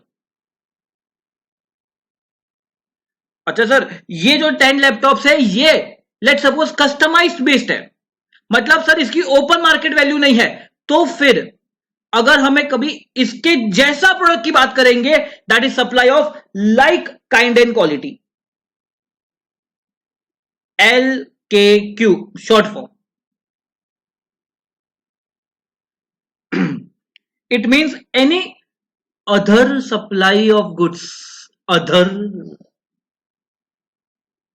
made under similar circumstances, which in respect of the characteristics, quality, quantity, functional component, material reputation of the goods being first mentioned is the same or closely or substantially resembles that supply of good service.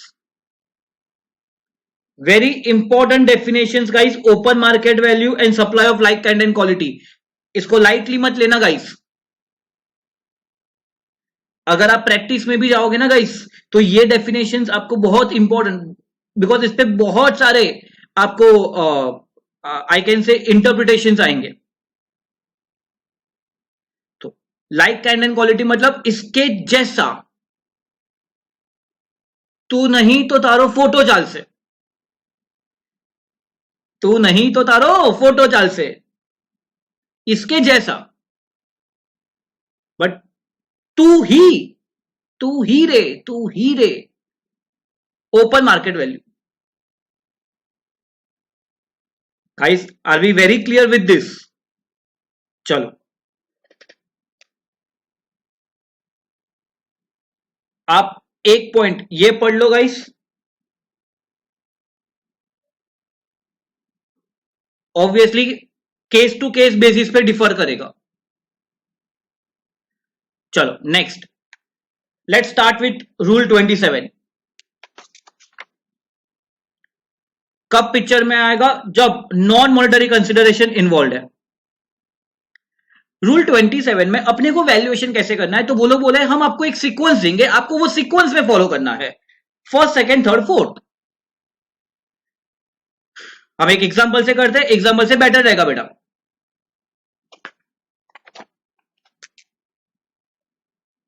Assume करो, late suppose I am a supplier of laptop, और ये laptop के बदले मुझे recipient जो है, let suppose he is paying me 40,000 rupees and a printer.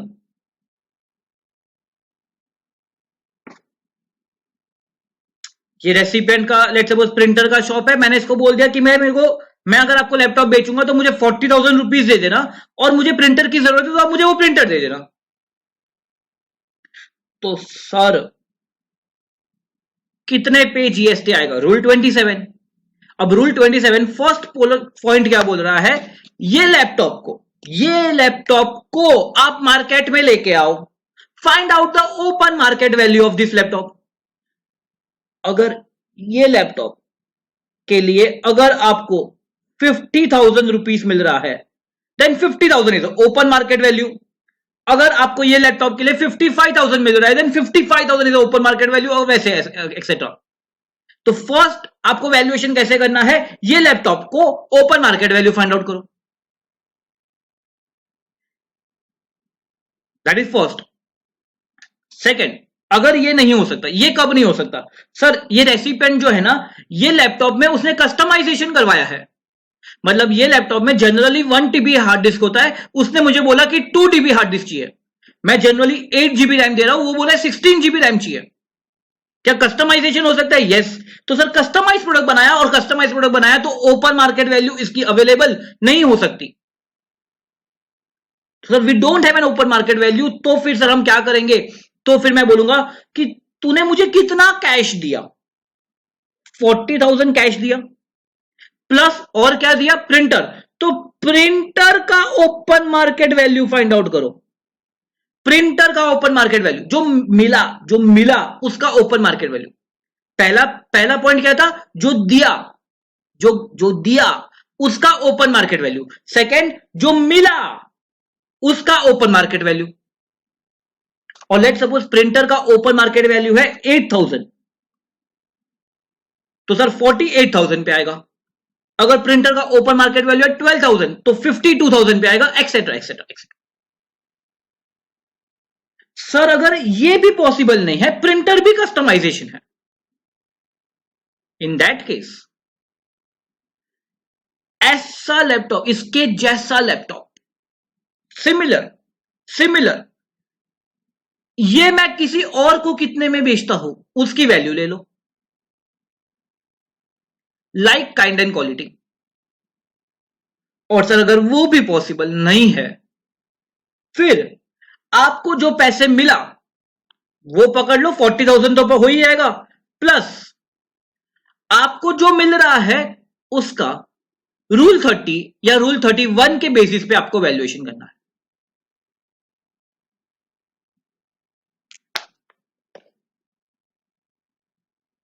Guys बहुत ही simple सा चार्ट है अपने पास, we have rule 27 over here, ये चार्ट आपको बुक में भी मिल जाएगा गाइस। फर्स्ट अपने को क्या देखना है, जो दिया सर, जो दिया उसकी ओपन मार्केट वैल्यू,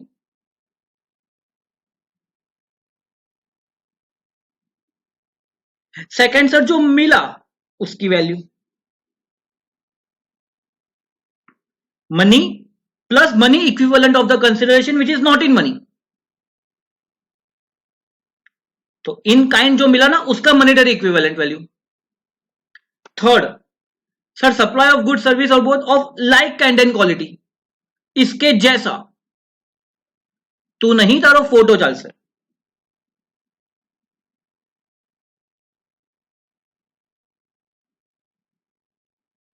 एंड अगर ये भी पॉसिबल नहीं है, then money plus money equivalent of the consideration which is not in money. ये अपने को कैसे फाइंड आउट करना है, रूल 30 या रूल 31 के बेसिस पे। रूल 30 क्या था, cost based, 110% of the cost, very good sir. And rule 31 best judgement assessment. Then rule 27 is most important guys, most important. अगर आपने ध्यान से नहीं सुना तो एक बार वापिस सुन लो, बिकॉज इसके बेसिस पे ही रूल 28 रूल 29 बनेगा। Okay, if you are done with it guys, एक बार के लिए रूल 27,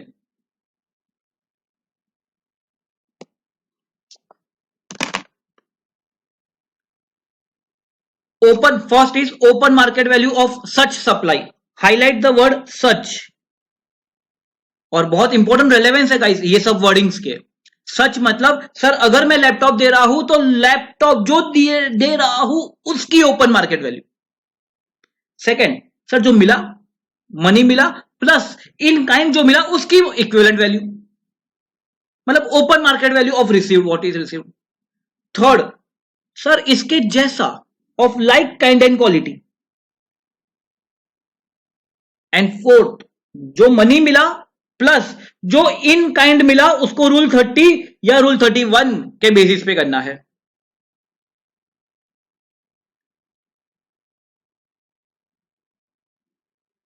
ये स्टैट्यूटरी इलस्ट्रेशन है, मतलब ये लोग ने लॉ में मेंशन किया हुआ है। ये सपोज आपने नया फोन खरीदा for 20 along with an exchange of old phone, and if the price of the new phone without exchange is 24, तो ओपन मार्केट वैल्यू इसकी 24 है।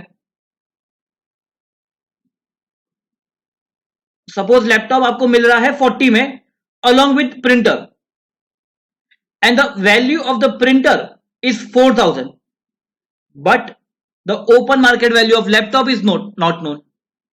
तो सर आपको कितना मिला, 40 मिला प्लस प्रिंटर मिला, और प्रिंटर की क्या ओपन मार्केट वैल्यू है 4,000, लैपटॉप की नहीं पता है, therefore 44,000 पे आएगा।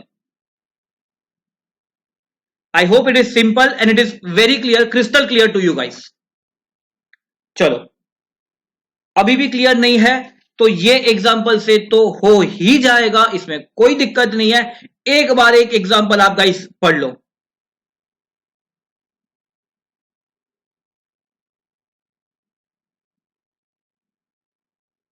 Are we done guys?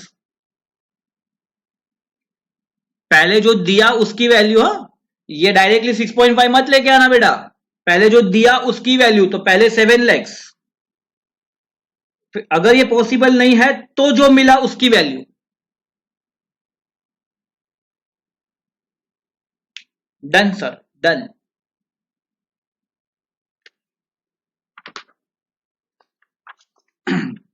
Next what we have, rule 28। Sir rule 28 picture में कब लेके आना है? When will we bring this into picture? Sir जब बायर सेलर रिलेटेड पार्टी है and it can be distinct person also, can be distinct person या फिर related party है but not an agent. Sir agent agent agent related party, सोचो सोचो सोचो क्या connection है? सर क्या अगर एक सोल डिस्ट्रीब्यूटर, सोल एजेंट अगर होता था तो क्या वो रिलेटेड पार्टी माना जाता था? यस, वो रिलेटेड पार्टी माना जाता था, बट उसका वैल्यूएशन रूल 28 में ना होके रूल 29 में करेंगे जो सिर्फ एजेंट का वैल्यूएशन है। ओके सर, इसका वैल्यूएशन कैसे करना है?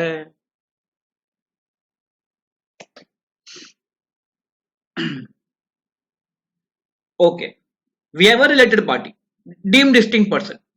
सर ये केस में तो सर विदाउट कंसिडरेशन भी तो हो सकता है। यस, अच्छा विदाउट कंसिडरेशन हुआ मतलब कुछ मिला नहीं है, कुछ मिला नहीं है। ओके, फर्स्ट क्या करेंगे सर, हमने जो दिया उसकी ओपन मार्केट वैल्यू।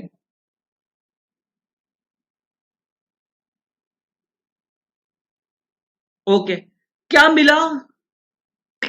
क्या मिला? कुछ नहीं मिला सर। अगर ये भी नहीं हो सकता तो तो हो ही नहीं सकता, तो लाइक करने को इसके जैसा प्रोडक्ट,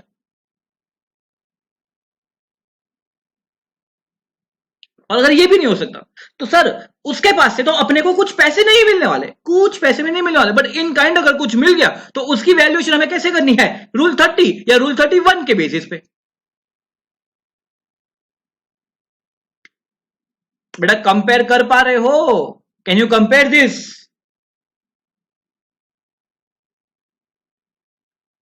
यस। ओके, अब इसके रिलेटेड जो एडिशनल पॉइंट्स है मैं आपको अब बता रहा हूं। सर रिलेटेड पार्टी या डीम डिस्टिंक्ट पर्सन, क्या सर ये रेसिपिएंट जब उसका आउटवर्ड सप्लाई होगा तो क्या उस पर जीएसटी चार्ज हो रहा है? यस सर, हम एज्यूम कर रहे हैं कि उस पर जीएसटी चार्ज हो रहा है।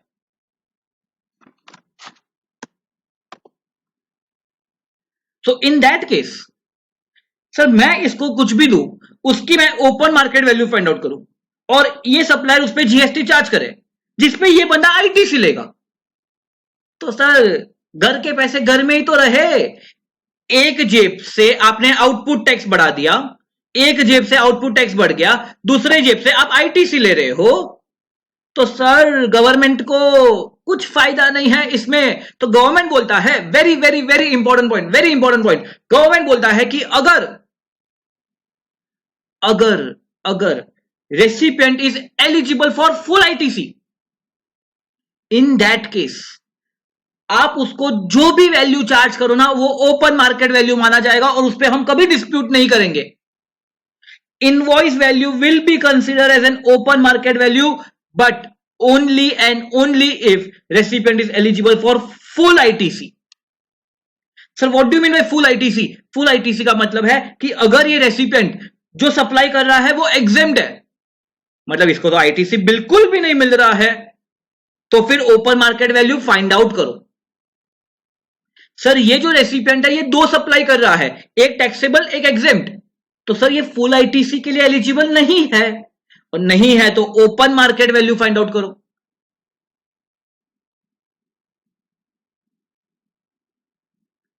I hope I am clear guys, but yes, if this recipient is eligible for full ITC, तो आप इनवॉइस पे 1 रुपया भी चार्ज कर सकते हो और आप इनवॉइस पे 1 करोड़ भी चार्ज कर सकते हो, डिपार्टमेंट इस पे डिस्प्यूट नहीं करेगा, नहीं करेगा। और यहां पे बेटा आपकी टैक्स प्लानिंग भी आ सकती है। सर कैसे टैक्स प्लानिंग? टैक्स प्लानिंग ऐसे कि मैं ये बोल रहा हूं कि let suppose I am taking the best case guys, ये recipient is eligible for full ITC. अब सर ये रेसिपिएंट की let suppose output tax liability है लेट सपोज 1 करोड़ की, बट इसके पास आईटीसी नहीं है। There is for the timing let's suppose ITC इतना नहीं है उसके पास। ये सप्लायर के पास आईटीसी 1 करोड़ का है, but now they are two deem distinct person guys. एक का आईटीसी ऐसे ही तो ट्रांसफर नहीं कर सकते, तो सर कैसे करेंगे? यहां पे कुछ स्टॉक ट्रांसफर कर देंगे, और जो स्टॉक ट्रांसफर करेंगे उसमें हम 1 करोड़ का जीएसटी लगा सकते हैं, मतलब उतनी वैल्यू तक का लगा सकते हैं, मतलब 10 करोड़ का भी मैं बेच सकता हूं उसको, और मैं पूरा आईटीसी यहां का लेके यहां पे ट्रांसफर कर सकता हूं। मतलब क्या इंटरनल एडजस्टमेंट की फैसिलिटी दी है? Yes yes okay. और एक पॉइंट टू नोट गाइस, और वो लोग पॉइंट क्या बोल रहे हैं कि अगर ये recipient let suppose he is not eligible for full ITC, तो सर मुझे open market value find out करना पड़ेगा। यस ये रेसिपिएंट सर ऐसा है कि जैसे वो प्रोडक्ट आया ना, जैसे वो प्रोडक्ट आया वो आगे बेच देता है, आगे बेच देता है सर। मतलब वो सिंपल प्लेन सिंपल ट्रेडर है। तो सर वो जो आगे बेच रहा है क्या उसकी वैल्यू अवेलेबल हो सकती है? यस। तो उसका 90% लिया जाएगा, 90। So if the goods are going to be resold as such, in that case 90% of the further selling price can be taken, but this is again at the option of the supplier.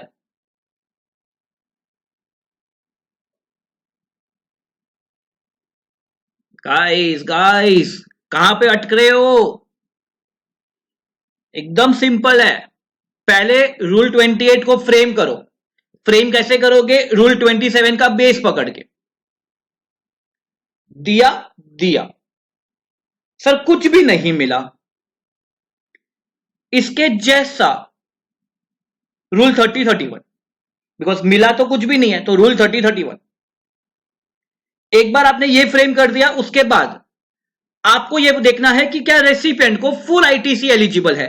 Sir अगर full ITC eligible है तो invoice पे जो भी मन चाहे charge करो, वो ओपन मार्केट वैल्यू। और एक ऑप्शन आपको और एक दिया जाता है कि अगर रेसिपिएंट एक ट्रेडर है, वो जो प्रोडक्ट मिला वो आगे एज सच सेम बेच रहा है, तो उसका जो वैल्यू है उसका 90% भी लिया जा सकता है। It is at the option of supplier. Crystal clear? तो आगे चलू। सर आप तो रिकॉर्डिंग कर रहे हो, तो आप तो आगे चलोगे ही।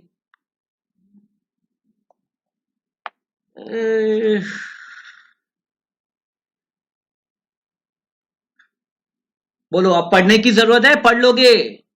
सर पढ़ लेंगे। गुड।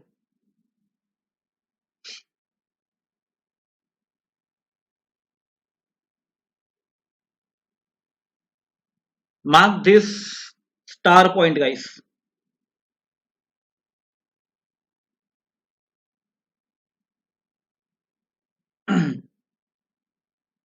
एग्जाम्पल पढ़ लो। डन। Very good.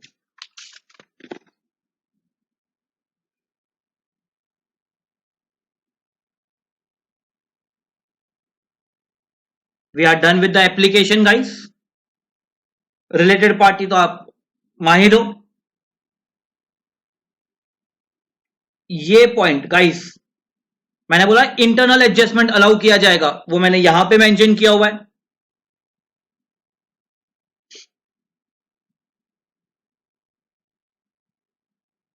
और लास्ट मैंने ये मेंशन किया कि when full ITC is not available.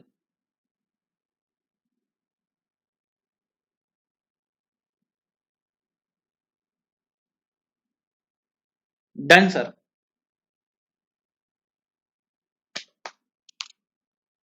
Next guys अपने पास क्या है? Next is rule 29 agent. याद करो बेटा, शेड्यूल 1 एजेंट। शेड्यूल 1 एजेंट को सर गुड्स दिया जाता था जो आगे बेचेगा। याद आ रहा है? यस। सर कैसे करेंगे इसमें? सर एजेंट तो कुछ नहीं दे रहा है, कुछ भी नहीं दे रहा है। पहले जो दिया उसकी ओपन मार्केट वैल्यू। सर उसके पास से कुछ मिलना नहीं है और हम लाइक काइंड एंड क्वालिटी भी नहीं करेंगे बिकॉज वो एजेंट है अपना, तो यहां पे लाइक काइंड एंड क्वालिटी भी नहीं होगा।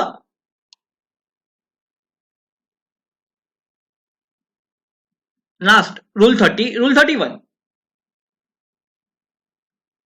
बट सर ये एजेंट है, तो सर एजेंट क्या कर रहा है? सर आप इसे प्रोडक्ट दे रहे हो, वो आगे बेच रहा है, प्रोडक्ट दे रहा हो आप आगे बेच रहा है। सर सर रूल 28 में किया ट्रेडर के लिए सर एक ऑप्शन दिया गया था, अगर वो एजेंट को सब्सिक्वेंट सेलिंग प्राइस पता है उसका,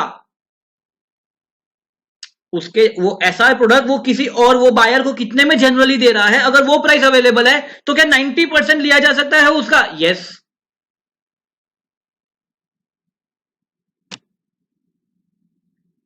इट इज सो सिंपल।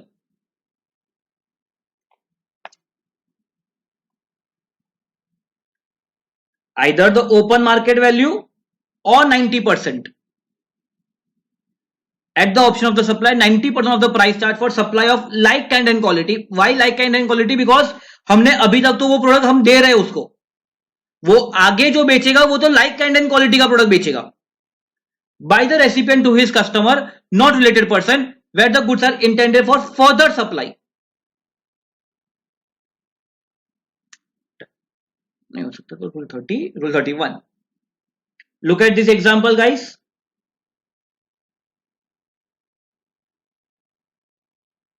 वो लोग ने फर्दर सेलिंग प्राइस दिया हुआ है 5000 रुपीज का, और ओपन मार्केट वैल्यू इसका कितना है? That is 4550। तो we have two options, either the open market value और 90% of the further selling price, जो सप्लायर चाहे वो, मतलब वो तो सर लेस ही चाहेगा ऑब्वियसली।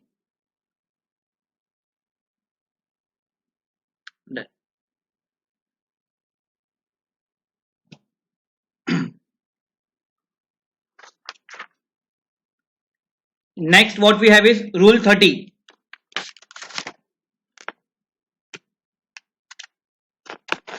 उसके पहले गाइस एक क्वेश्चन ट्राई करो।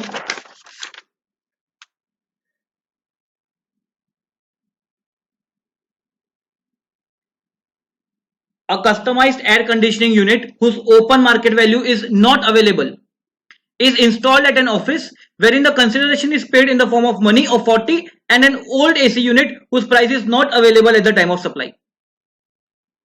A similar air conditioning unit in terms of characteristics, quality, etc. has been installed by the company at another client premise for rupees 60,000.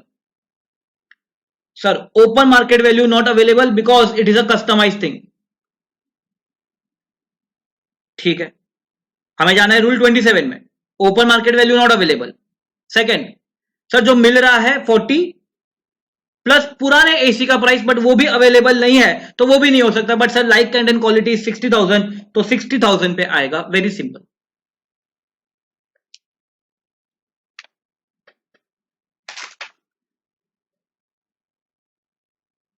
देख लो गाइस, सर बहुत simple है, सर बहुत simple है।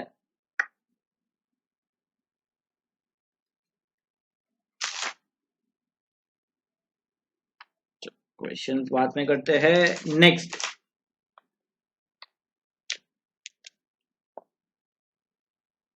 Next what we have is rule 30। Sir rule 30 कैसे करना है? Rule 30 is cost based. तो सर अगर मैं ट्रेडर हूं तो कॉस्ट ऑफ एक्विजिशन का 110%, अगर मैन्युफैक्चरर हूं तो कॉस्ट ऑफ प्रोडक्शन का 110%, और अगर मैं सर्विस प्रोवाइडर हूं तो 110% ऑफ कॉस्ट ऑफ सर्विस। और सर ये कॉस्ट ऑफ प्रोडक्शन, जैसे हम अकाउंटेंट्स, चार्टर्ड अकाउंटेंट्स गाइस, हम जैसे अकाउंटिंग स्टैंडर्ड बनाते हैं, वैसे ही जो कॉस्टिंग के एक्सपर्ट्स है CWA, वो कॉस्ट अकाउंटिंग स्टैंडर्ड्स बनाते रहेंगे। यस, तो इसके लिए वो लोग ने जो कॉस्ट अकाउंटिंग स्टैंडर्ड बनाया है that is CAS 4, cost accounting standard 4, and this is nothing but guys your cost sheet. और आप इतने लेवल के एक्सपर्ट्स हो कि मुझे कॉस्ट शीट समझाने की जरूरत ही नहीं है, आप मुझे एक्सप्लेन कर सकते हो कि सर ऐसे बनाते हैं। आई नो, चलो ठीक है, मेरा काम है, मेरे को डिस्कस करना ही पड़ेगा। तो कैसे बनाया जाएगा? तो एक प्रोडक्ट के लिए अपने को कॉस्ट शीट बनानी है, तो उसमें क्या क्या इंक्लूड करेंगे? तो सर जो मेरा डायरेक्ट मटेरियल होगा, डायरेक्ट लेबर होगा, डायरेक्ट एक्सपेंस होगा, वो सब कुछ पहले आ जाएगा, which will be net of ITC. Obviously ये बेनिफिट मिल रहा है तो ये नहीं जाएगा कॉस्टिंग में।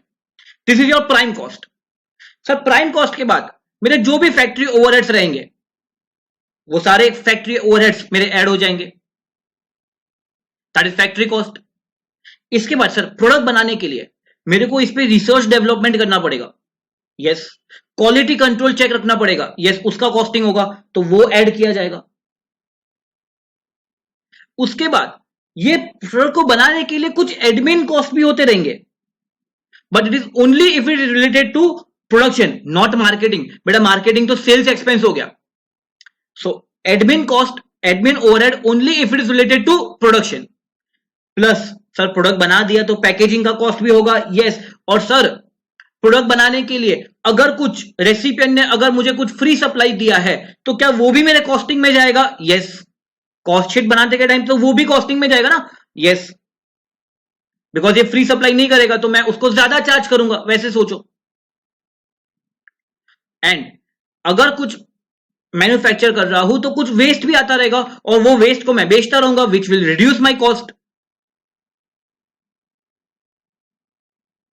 तो ये ऐड ऐड ऐड और माइनस करने के बाद अपने को जो मिलेगा वो है cost of production. This is not your final answer बेटा, this is not your final answer. इसका 110% किया जाएगा, बिकॉज गवर्नमेंट एज्यूम कर रहा है कि आप कॉस्ट टू कॉस्ट बेसिस पे काम नहीं करते रहोगे, आप 10% प्रॉफिट तो कमाते रहोगे ना।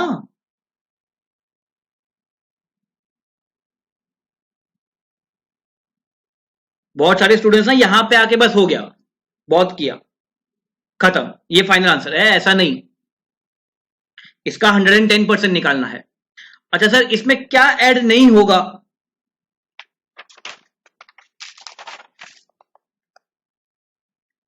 तो आप ऐसे ही विजुअलाइज कर सकते हो कि interest and financial charges add नहीं होगा, बिकॉज वो एज्यूम कर रहे हैं कि आपके पास बहुत पैसे हैं। तो interest and financial cost is separate, वो ऐड नहीं होगा। सेकंड, सर अगर कभी एबनॉर्मल कॉस्ट हुआ, कोई नॉन रिकरिंग कॉस्ट हुआ जो हमने विजुअलाइज नहीं किया तो वो कॉस्ट हो गया, वो सब ऐड नहीं होगा। जब मैं कॉस्ट शीट बनाता हूं तो वो सब ऐड थोड़ी ना, वो विजुअलाइज कैसे करूंगा मैं? नहीं, नॉट पॉसिबल। तो जो भी हैवी ब्रेकडाउन हो गया प्लांट्स का, एक्सीडेंट हो गया, abnormal idle capacity, payment like VRS, retrenchment compensation, ये सारे कॉस्ट को मुझे ऐड नहीं करना है। और सेलिंग एंड डिस्ट्रीब्यूशन ओवरहेड्स को ऐड नहीं करना है, वो मेरे सेल्स एक्सपेंस है।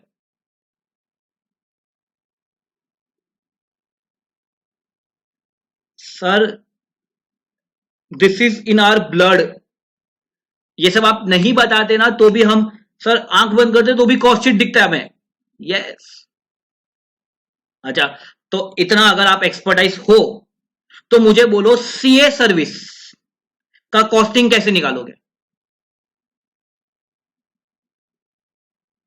सर हमारे क्लाइंट में हम 3 आर्टिकल काम कर रहे हैं और 3 आर्टिकल सर डेली बेसिस पे 8 घंटे काम करते हैं। सर हमें स्टाइपेंड, इतना बिग स्टाइपेंड मिलता है, दैट इज आवर कॉस्ट।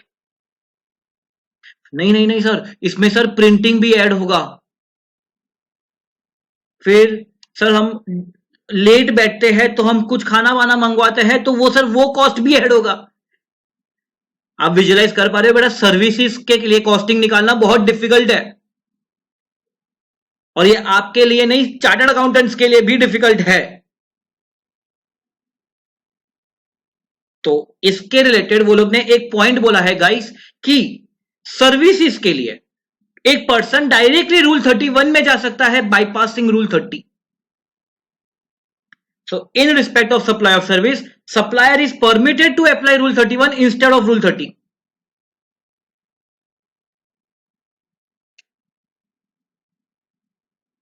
और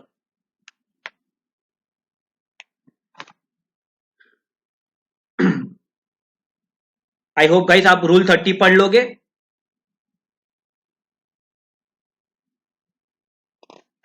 चलो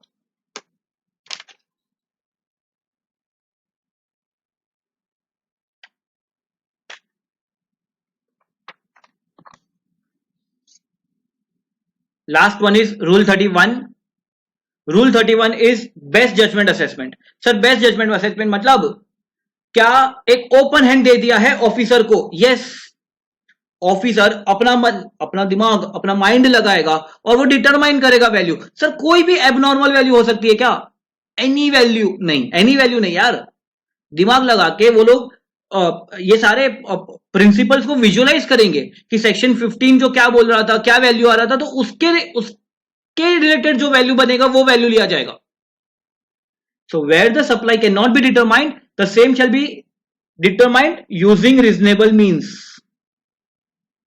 मतलब दिमाग लगा के, consistent with the principle of section 15 and this chapter. Provided that in supply of service, supplier may opt for this rule, ignoring rule 30.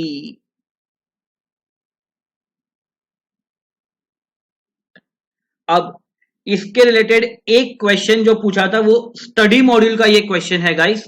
ये क्वेश्चन आज के डेट में वो लोग ने डिलीट कर दिया है, but you can use it as an example. तो इसके लिए वो लोग क्या बोले, a cosmetic company buys its product from a subcontractor who supplies tester of its product. आता ना बेटा वो महंगे परफ्यूम का टेस्टर्स आते हैं. It will be placed in retail outlets. अच्छा, अब आपको अगर आप विजुअलाइज कर पा रहे हो तो गाइस मेन जो प्रोडक्ट है, main product can be of let's suppose 100 ml. Tester bottle can be of 10 ml.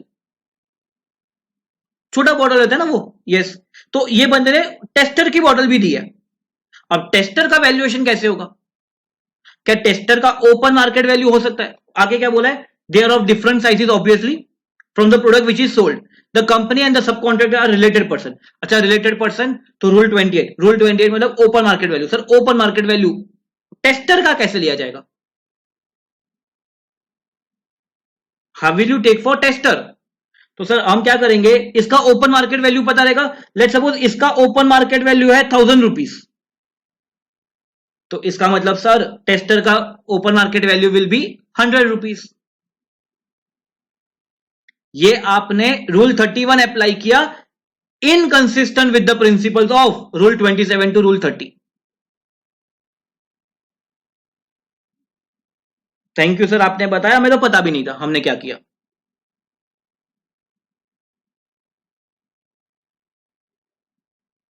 So guys, by this we are done with rule 27 to rule 31.